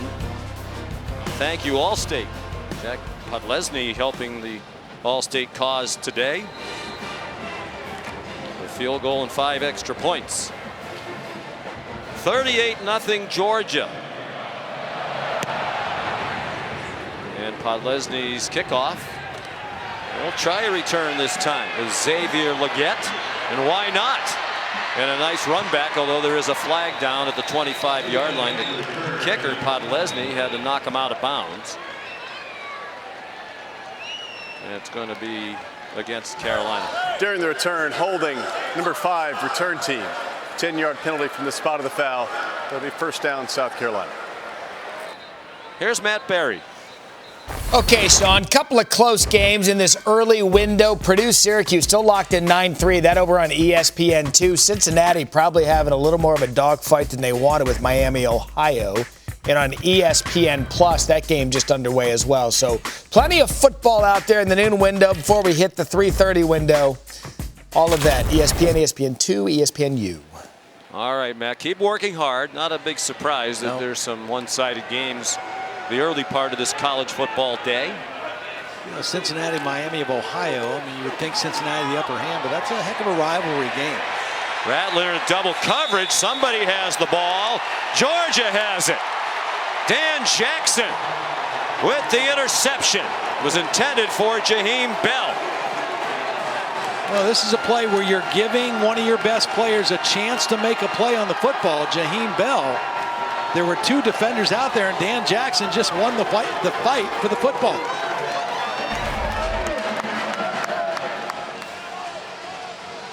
You know, you say, why throw that into that coverage? But Raheem is a much bigger target at 6'3", 232. Dan Jackson, 6'1", 190. But the defensive back went out and outfought him for the football. His first career interception as the turnover shoulder pads on. Out of Gainesville, Georgia. Carson Beck is going to come in to play quarterback now. The day is likely over for Stetson Bennett. We saw Beck in the opener against Oregon, sophomore from Jacksonville. Yeah, and he played most of the second half last week also, so he's getting some good reps, live reps. They're going to let him throw. He's a great thrower. He's going to take no time to get loose, and they throw a flag for pass interference. Dylan Bell with fellow true freshman Kawan Banks in coverage. And stop us if you've heard this before. Bell was a highly recruited true freshman who is playing at Georgia. There you see the tug on the back of the jersey, impeding the receiver from going for the ball and making a play. The referee right there did not see the backhand on the jersey. That's why it was called from the side. Defense, 15-yard penalty from the previous spot, includes an automatic first down. You know, Sean, we were talking about this yesterday, and they're still young and they're still growing, but I think collectively Georgia has more firepower on offense this year than they did last year. I mean, obviously they lost the guys on defense. They lost 2 really good running backs. One of their top receivers transferred to Alabama. But they've got so many good young receivers coming up and playing now. They've got a healthy Darnell Washington along with Brock Bowers, Stetson Bennett, 3 years in the offense. Branson Robinson, another true freshman. Branson Robinson dragged out of bounds near the first down marker. True freshman from Canton, Mississippi, getting his 6th carry as a Georgia Bulldogs. He had 3 last week against Samford. They just keep rolling in great talent. Yeah, they have become like Alabama. I mean, they're very similar. You know, Kirby was there. That's where he learned the model, playing, coaching for Nick Saban, the defensive coordinator, there for many years. And when he got here, he kind of built with the same blueprint and recruiting relentlessly. And Georgia's a great recruiting state, lots of high school talent. And they have recruited at the top of the heap here for the last 4 or 5 years. Play action pass by Beck, has a man wide open, and it's a touchdown. Oscar Delp, true freshman with his first catch. One of the top high school recruits in the country out of Cumming, Georgia. 96 for Georgia's reporting is player 44. And he'll always remember his first reception. It wound up in the end zone, a 28-yard score. Just a little bit of hesitancy by the linebacker, Donovan Westmoreland, was all that Delp needed. Nice little combination route between the tight end and the receiver. Dylan Bell, who you were talking about earlier, and Carson Beck found the right guy. Talk about recruiting as the extra point's good. Oscar Delp, number 12 overall in the ESPN 300 out of high school, the 12th prospect at any position in the country. A little combination route. He's coming in, he's going out, and this linebacker right here is just going to freeze for a half a second. And that little bit of hesitation is all Delp needed to run by him. It's man coverage. He who hesitates is lost. And Carson Beck throws a touchdown. His 2nd of the season. It's 45-0 with 6 minutes to go in the 3rd quarter.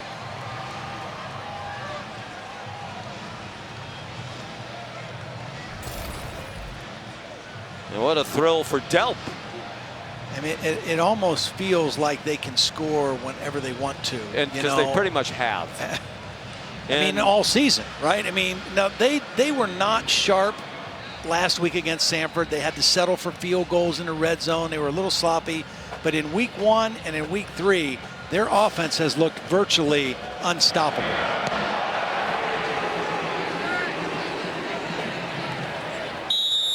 Lesney's kickoff is a touchback again.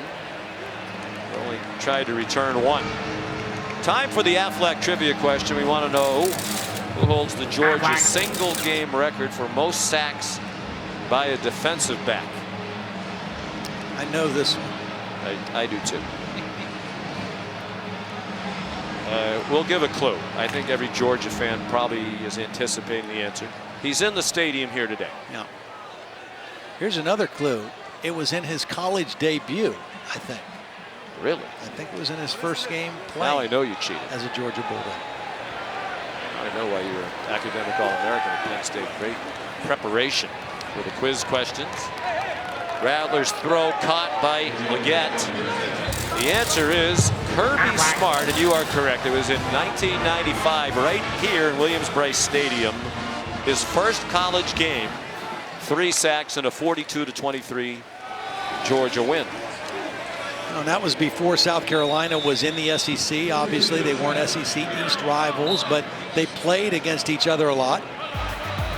Here's a look back to that magnificent performance. The video was a little different back then. Kirby's teams were 3-1 against South Carolina. 2 years after this, he had 2 interceptions against the Gamecocks. Kirby was an outstanding player. Terrific and player. An outstanding scholar athlete as well. He was a 4-year letter winner for the great Jim Donnan. First team All-SEC and team captain in '98 as a senior. 13 career interceptions. And 4 times academic All-SEC, all 4 years. Christian Beal Smith, the ball carrier. You know, we talked to some Georgia players before the opener against Oregon, and they talked about, you know, his emphasis on academics. Right. And they say every day they walk by the plaques where they see his name for his academic achievements, so they know he lived it when he played there, right. And he expects the same from them. Do the best they can in the classroom.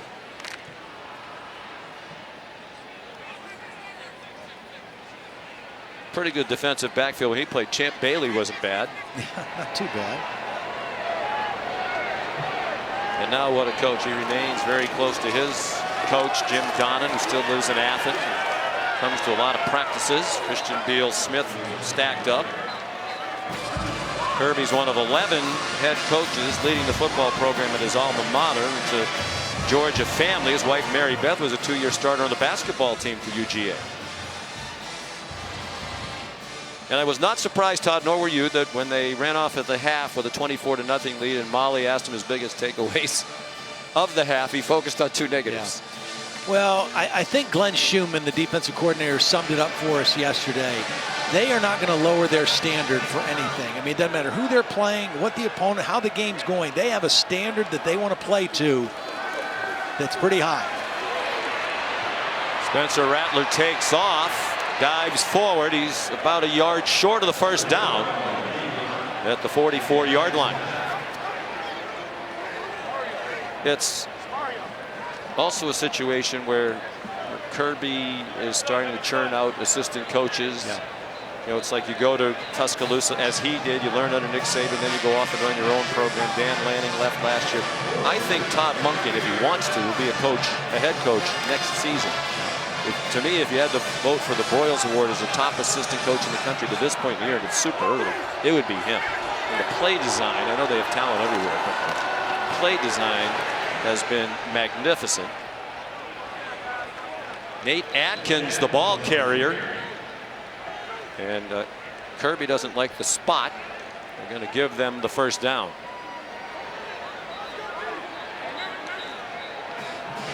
Well, they converted a 4th down with a fake punt.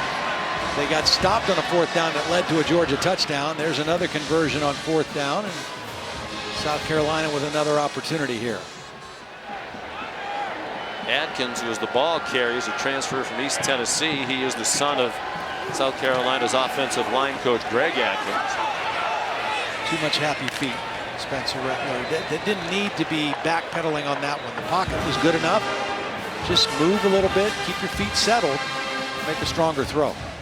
Well, you can understand why he would have some anxiety with the pressure he's been under all day. Meanwhile, Stetson Bennett finished 16 out of 23 for 284. See, he doesn't need to drift right there. I mean, that's a hard way to throw and be accurate, but he has been under duress for most of the afternoon.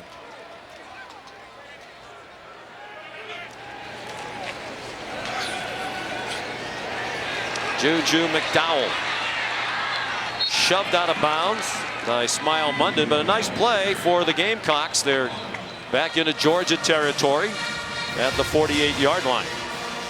With 3rd down and 3 upcoming, under 2 minutes to go in the 3rd quarter.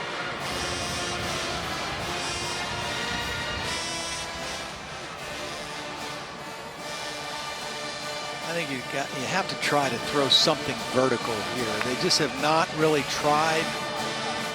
If you got to keep a back and a tight end in to protect, but you got to try to throw the football down the field here. Pitched back to Juju McDowell.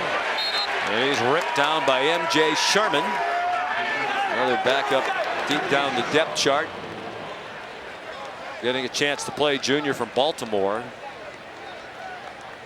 When we talked in the opener, if you're wondering how can this defense that lost all those players, 8 draft picks, 5 in the first round, be like this to start the year? It's because of situations like this. They play a lot of players. Yep. And the new guys who are stepping in have played downs in the previous year or 2 or 3. And not just in mop-up time. I mean, in real games when the game is on the line, they just substitute a lot anyway. And they're out there against South Carolina's first-string offense. All kinds of flags down. Rattler running for his life. And he has the first down on 4th and 3 if the play stands, but there are flags in the offensive backfield. Personal foul, illegal blindside block, offense number 3. 15-yard penalty, replay, 4th down. Typically a receiver coming from the outside in towards the line of scrimmage. In that case, it's Wells. If you just get in front of him, you know, you don't have to try to knock him down. Just kind of get in his way and you won't get the play called. But if you extend the hands and you knock the guy down, it's going to get called every time. It's one of those rules that was changed a couple years ago. It's a safety rule. And those are the kind of hits you want to prevent. The decleaters are the ones that they try to get rid of with the rule change. Ty Kroger will punt again.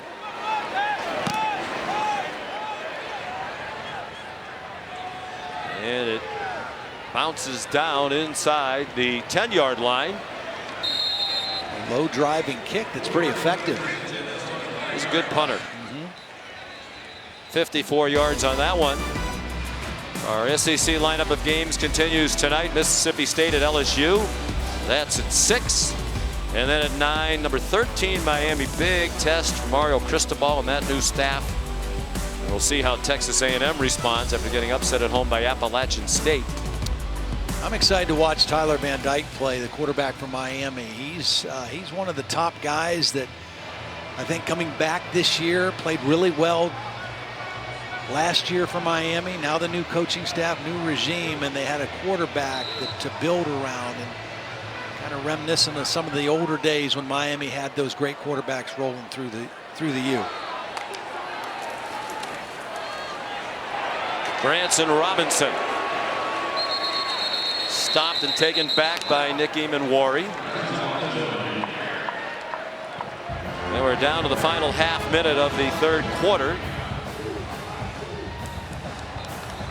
Stetson Bennett and the Dogs back home between the hedges next week for Kent State. And then they'll head back into SEC play until they finish the regular season with their non-conference annual rivalry game against Georgia Tech. Their conference schedule quite favorable. We'll chronicle that during the 4th quarter. Hard to see a loss anytime soon on that schedule. 45-0 for the number 1 team in the country.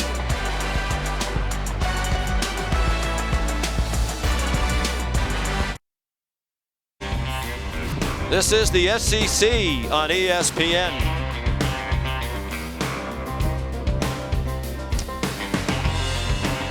As we look at our SEC Spotlight, brought to you by T-Mobile, there are 8 conference teams in the AP Top 25 this week.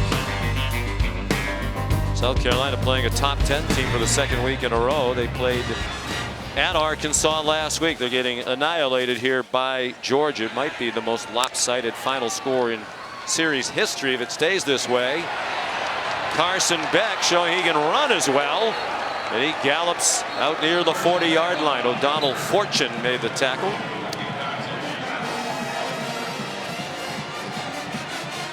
The most one-sided game in this rivalry was a 40-0 Georgia win in the very first meeting back in 1894. This is the 75th meeting. Georgia's won 6 of the last 7. A notable loss there in 2019, a big upset in Athens. They continue to go deep into the playbook. And that's the Nylon Morissette. Another true freshman. He's from Stone Mountain, Georgia.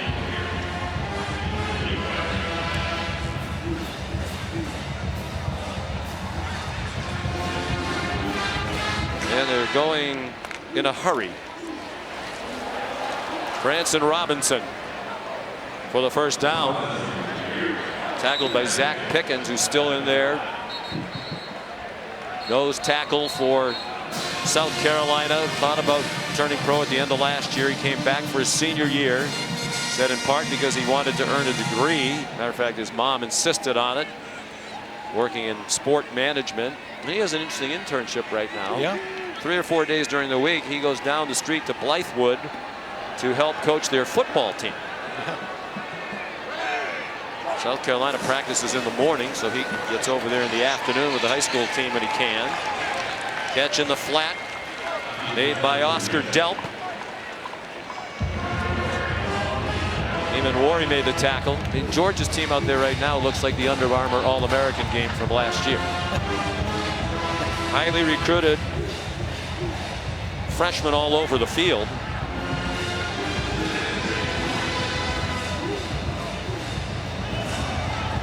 Branson Robinson remains the running back. Shifts onto the right hip. Robinson, 5'10", 220. He played in the Under Armour All-American game. Ranked the #9 running back prospect in the country out of Canton, Mississippi last year. Well, this is really good for guys like him, guys like Carson Beck, but even more important for your backup offensive linemen to get those guys in some real live reps so that you can count on some of those guys to step up and run some key plays for you in critical games down the road. Yeah, almost all substitutes across the line. Swing pass. And a catch and run gets them out very near the first down. That's Cash Jones. We have a lot of people on our offensive depth chart, and he is not one of them. He has his first touch of this season. I just, we had these guys in week 1. And, we saw a lot of everything in openers, penalties, special teams miscues, execution problems. I'm just amazed through the first 3 weeks of the season how well this Georgia offense has executed. I mean, the play calling, the execution, getting the ball in the hands of the right guys at the right time. Here are the numbers from the season. They're eye-popping. They've had 27 possessions. We didn't count 2 end-of-the-half kneel downs when they weren't trying to score, but when they've tried to score, they've scored on 21 of 27 possessions with 16 touchdowns. High efficiency. I mean, the quarterback has been efficient, but the entire offense, they distribute the football. Lots of guys get their hands on the football, and they know how to get it to their best players. Carson Beck dumps it down, wide open. Cole Spear. You want to guess what class he's in? He's a true freshman from Calhoun, Georgia. And that's the first catch of his college career. Good for 12 yards, 10 after the catch. Beck, good tackle in the open field by Devonnie Reed, a transfer from Central Michigan. He's a good player there. Second team All Mid-American Conference for the Chippewas last season. He showed up here in Columbia in January, so he went through spring practice. But they're decimated. More injuries today on that defense. Darius Rush, a starting corner, left the game with a hamstring injury.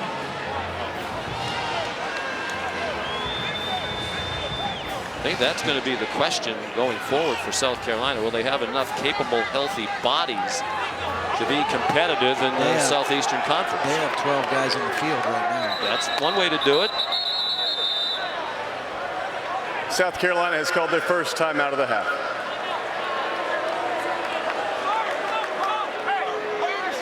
Well, when you're trying to get new guys into the game, sometimes substitution management can be difficult.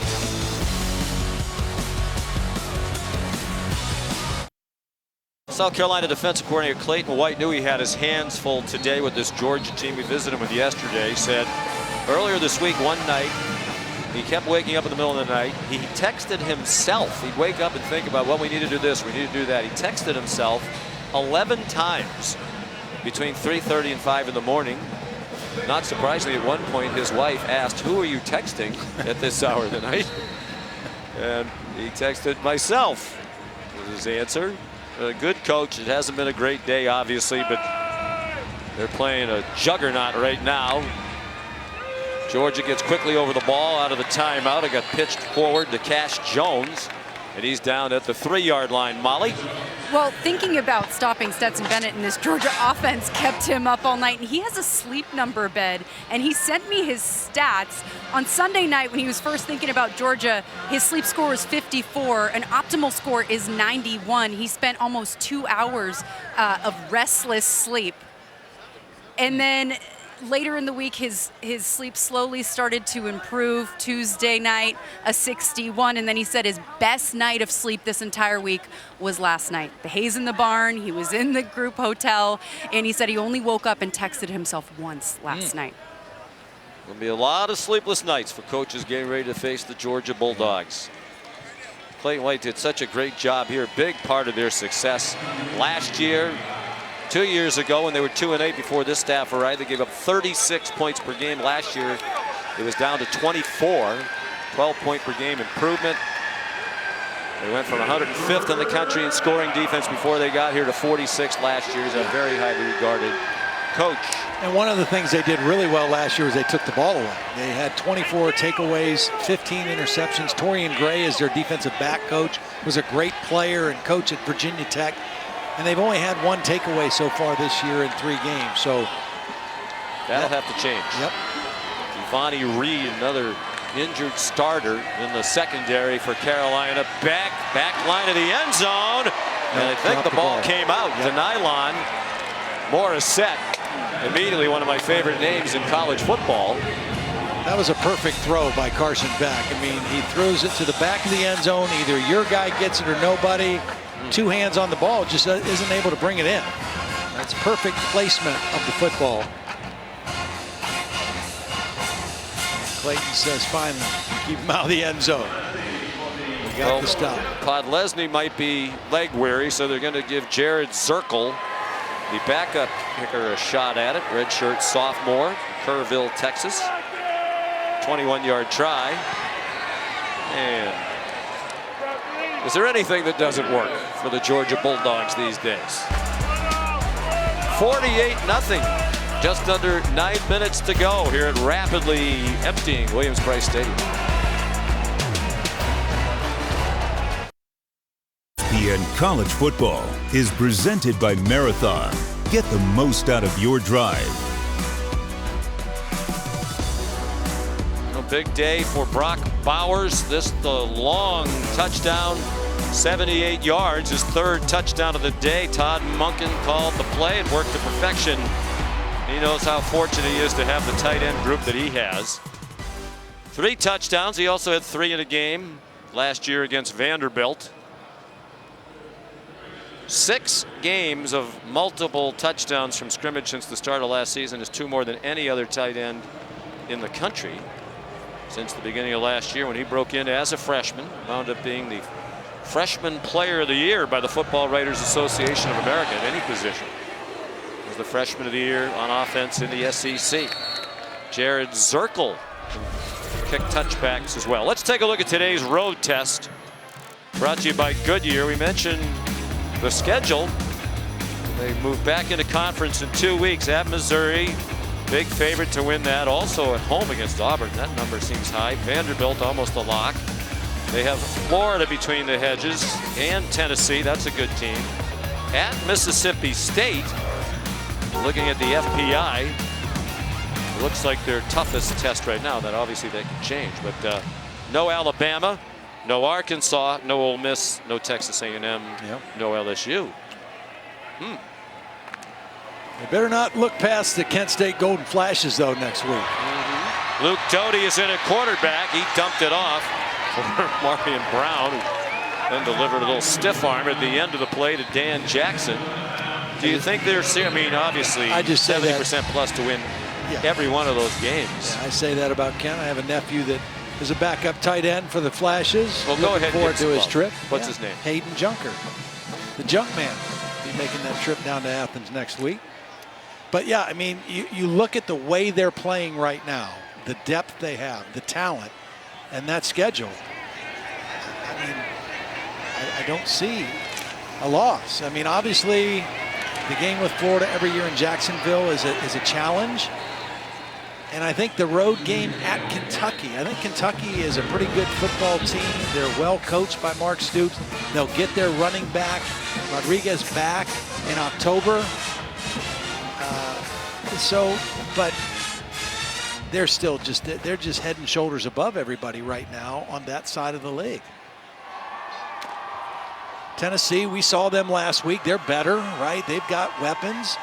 Josh Heupel just signing a new big extension for his contract. Well, they like what he's doing in Knoxville. Must have been all the nice things you said about him last weekend on our telecast. Here's Doty, who was the projected starter in the offseason before Spencer Rattler transferred in here. He would have been the starter at Georgia last year, but he was injured.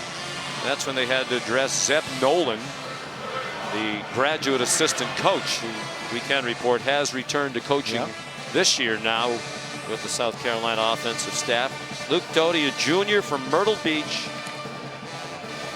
2-4 as the starting quarterback. He's appeared in 13 career games. He was 2-2 as their starter last year.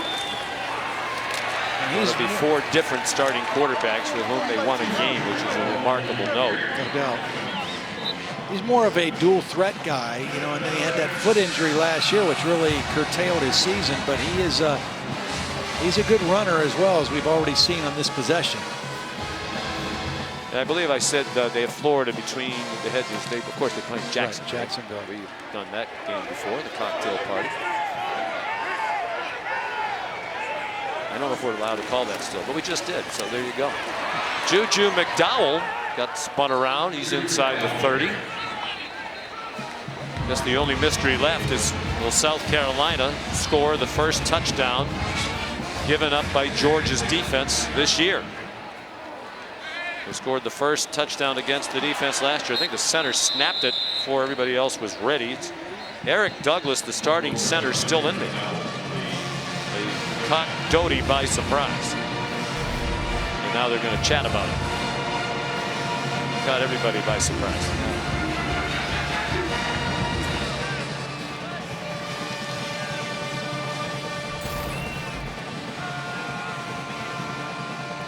They'll all get on the same page. They have the starting offensive line out there. Vershawn Lee is the left guard. Javon Gwynn, a team captain, the right guard. They're starters. Doty dumps it out in the flat. Juju McDowell slipped as he went to cut. He's down at the 13-yard line. Well, we saw Oregon get down to the goal line late in the season opener, tried to score in 4th and goal and did not. Can Georgia's defense stop the Gamecocks and keep that touchdown streak through 3 games to start the year? Juju McDowell again. Tresman Marshallman on the stop.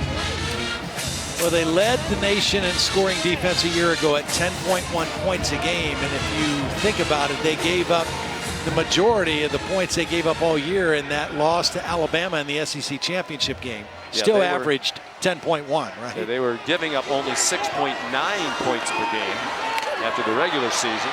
To the end zone and incomplete.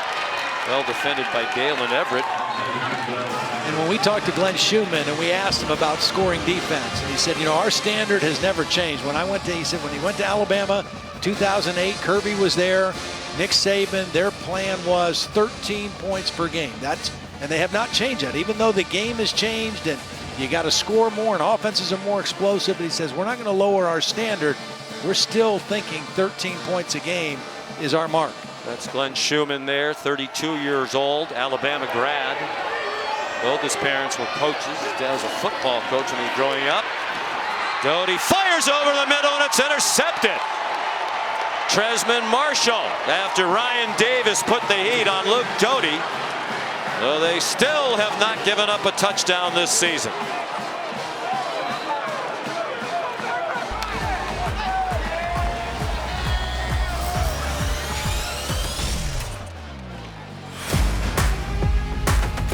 Pressure right up the middle by Davis. And a great catch by the junior from Homerville, Georgia.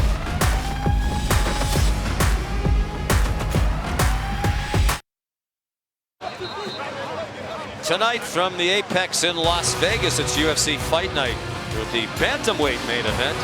Corey Sandhagen squares off against Song Yadong. Prelims start at 4 Eastern, followed by the main card at 7 Eastern on ESPN Plus. To get, go to ESPNplus.com or download the ESPN app. What do you like in that one? Well, I'll ask you in a minute. We have to go back to the interception. Thank you. You're welcome. A couple older linebackers in there as backups. This is Ryan Davis. He's going to put the pressure on.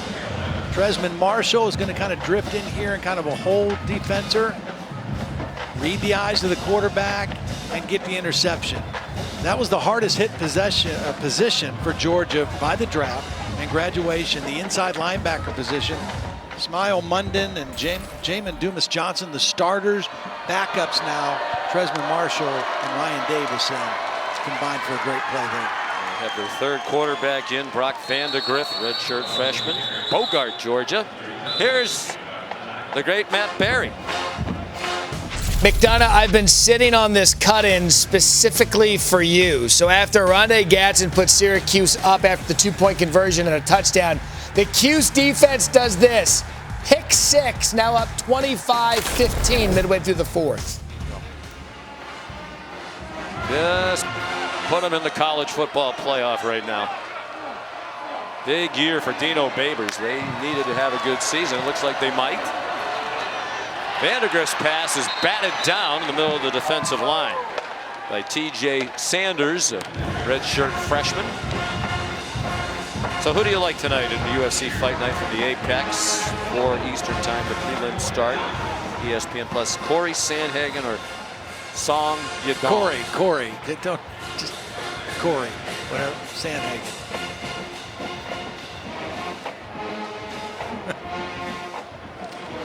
Here's Brett Thorson to punt.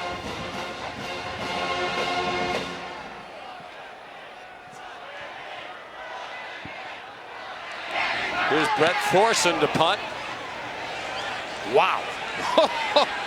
Oh my goodness. Towering and long for the Australian. Talked to the run back by Josh Vann. We talked to Kirby before the season started. He said, yeah, everybody else has an Australian punter. We figure we might as well get one too. 56-yard punt and a 21-yard return by Vann. Not a good day for Sir Big Spur.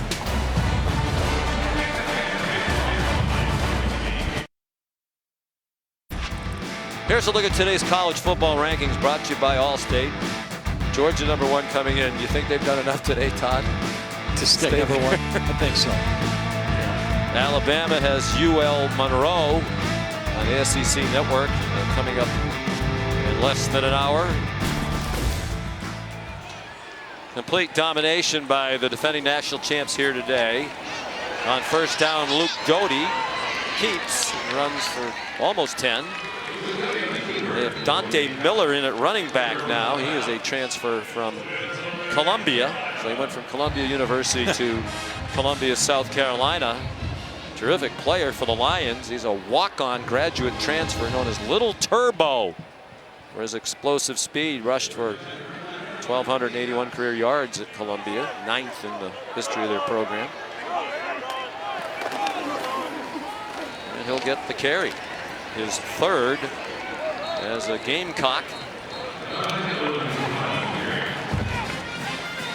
Xavier Sorey made the tackle.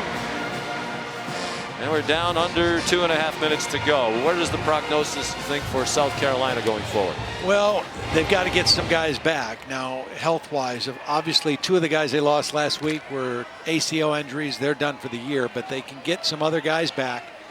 They've got 2 games, winnable games, Charlotte, South Carolina State next on their schedule before they get back into SEC play. So they can get healthy and they can get back on the right track winning-wise in the next couple weeks. How about that run after the catch by Jalen Brooks? He's another transfer out of Tarleton State.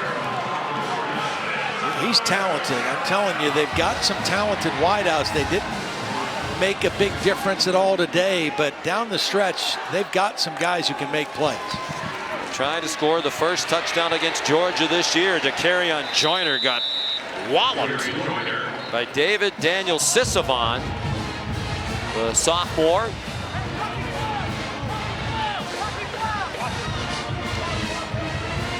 You know Kirby wants another shutout. Absolutely.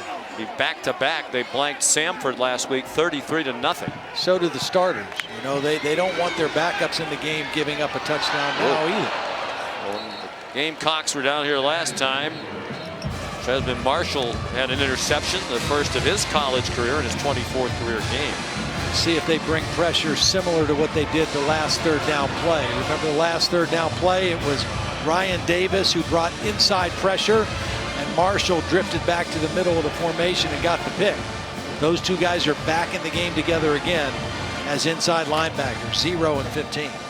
It's amazing too, with as many men as they play and how many they run on and off, how they manage it without substitution infractions.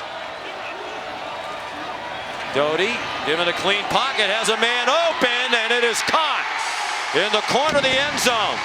Trayvon Kenyon with the first touchdown scored against Georgia this season. It comes with 53 seconds left in their third game of the year.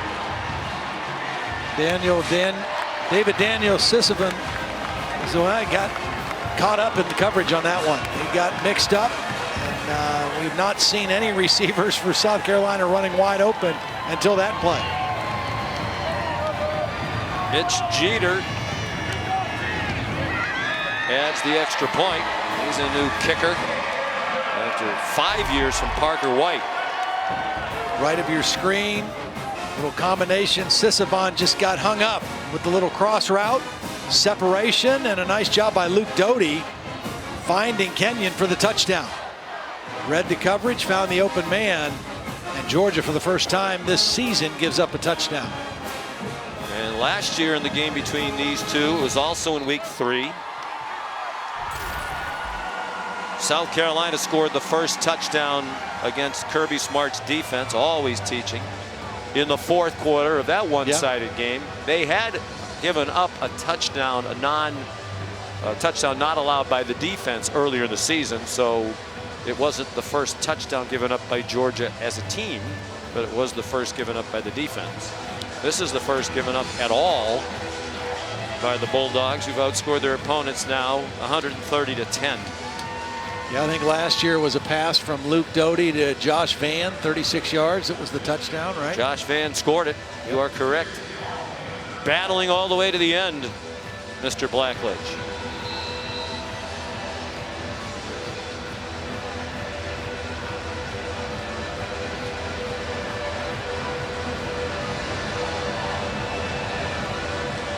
Well, here's the kickoff from Jeter. Has a very strong leg. He's already kicked 2 50-yard field goals. That was in his first game. And his kickoff is a touchback. It's also almost a scratch golfer, we're told. Well, here's the lineup. It's still the lineup. Mississippi State's at LSU, and Miami is at Texas A&M. Are they really going to play in 3 hours? One at 6, one at 9. Yeah. I'll tell you that Mississippi State game, LSU, will be a fun game. Mississippi State, I think Mike Leach has got a good football team this year. He's got a quarterback, Will Rogers. Not many people talk about him, but he's not a one bad of the word better said players. about Will Rogers, though.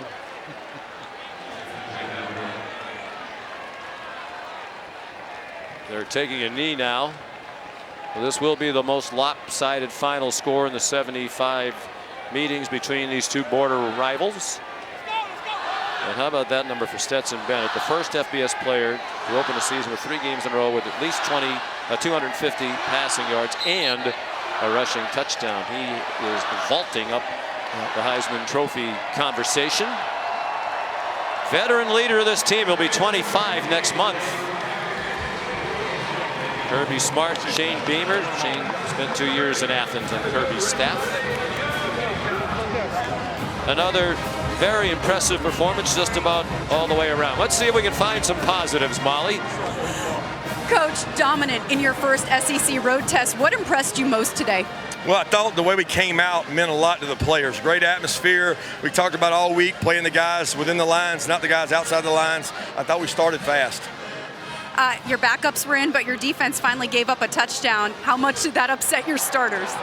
Well, I think they want those guys to learn, and we're big on playing guys. We were playing some guys as early as the second series of the second half that can get experience for us. It's unfortunate, but the ones know they didn't get scored on, so the big deal for them is to keep trying to fight to do that.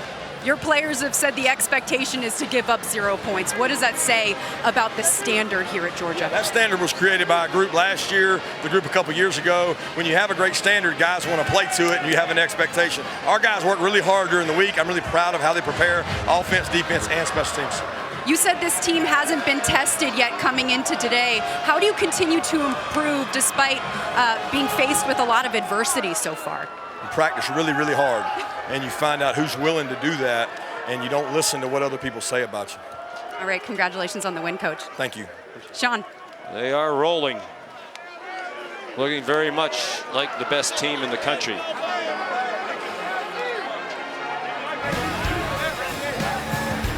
Stetson Bennett, less than a full day, threw for 284 and 2 touchdowns. He ran for a score. It was a big day for Brock Bowers as well with 3 touchdowns. The final score, Georgia 48 and South Carolina 7. Now for Molly McGrath, Todd Blackledge, our terrific crew led by Brian Ryder and our director Mike Schwab. Sean McDonough saying so long from Columbia. Let's send you back to the studio. Here's Matt.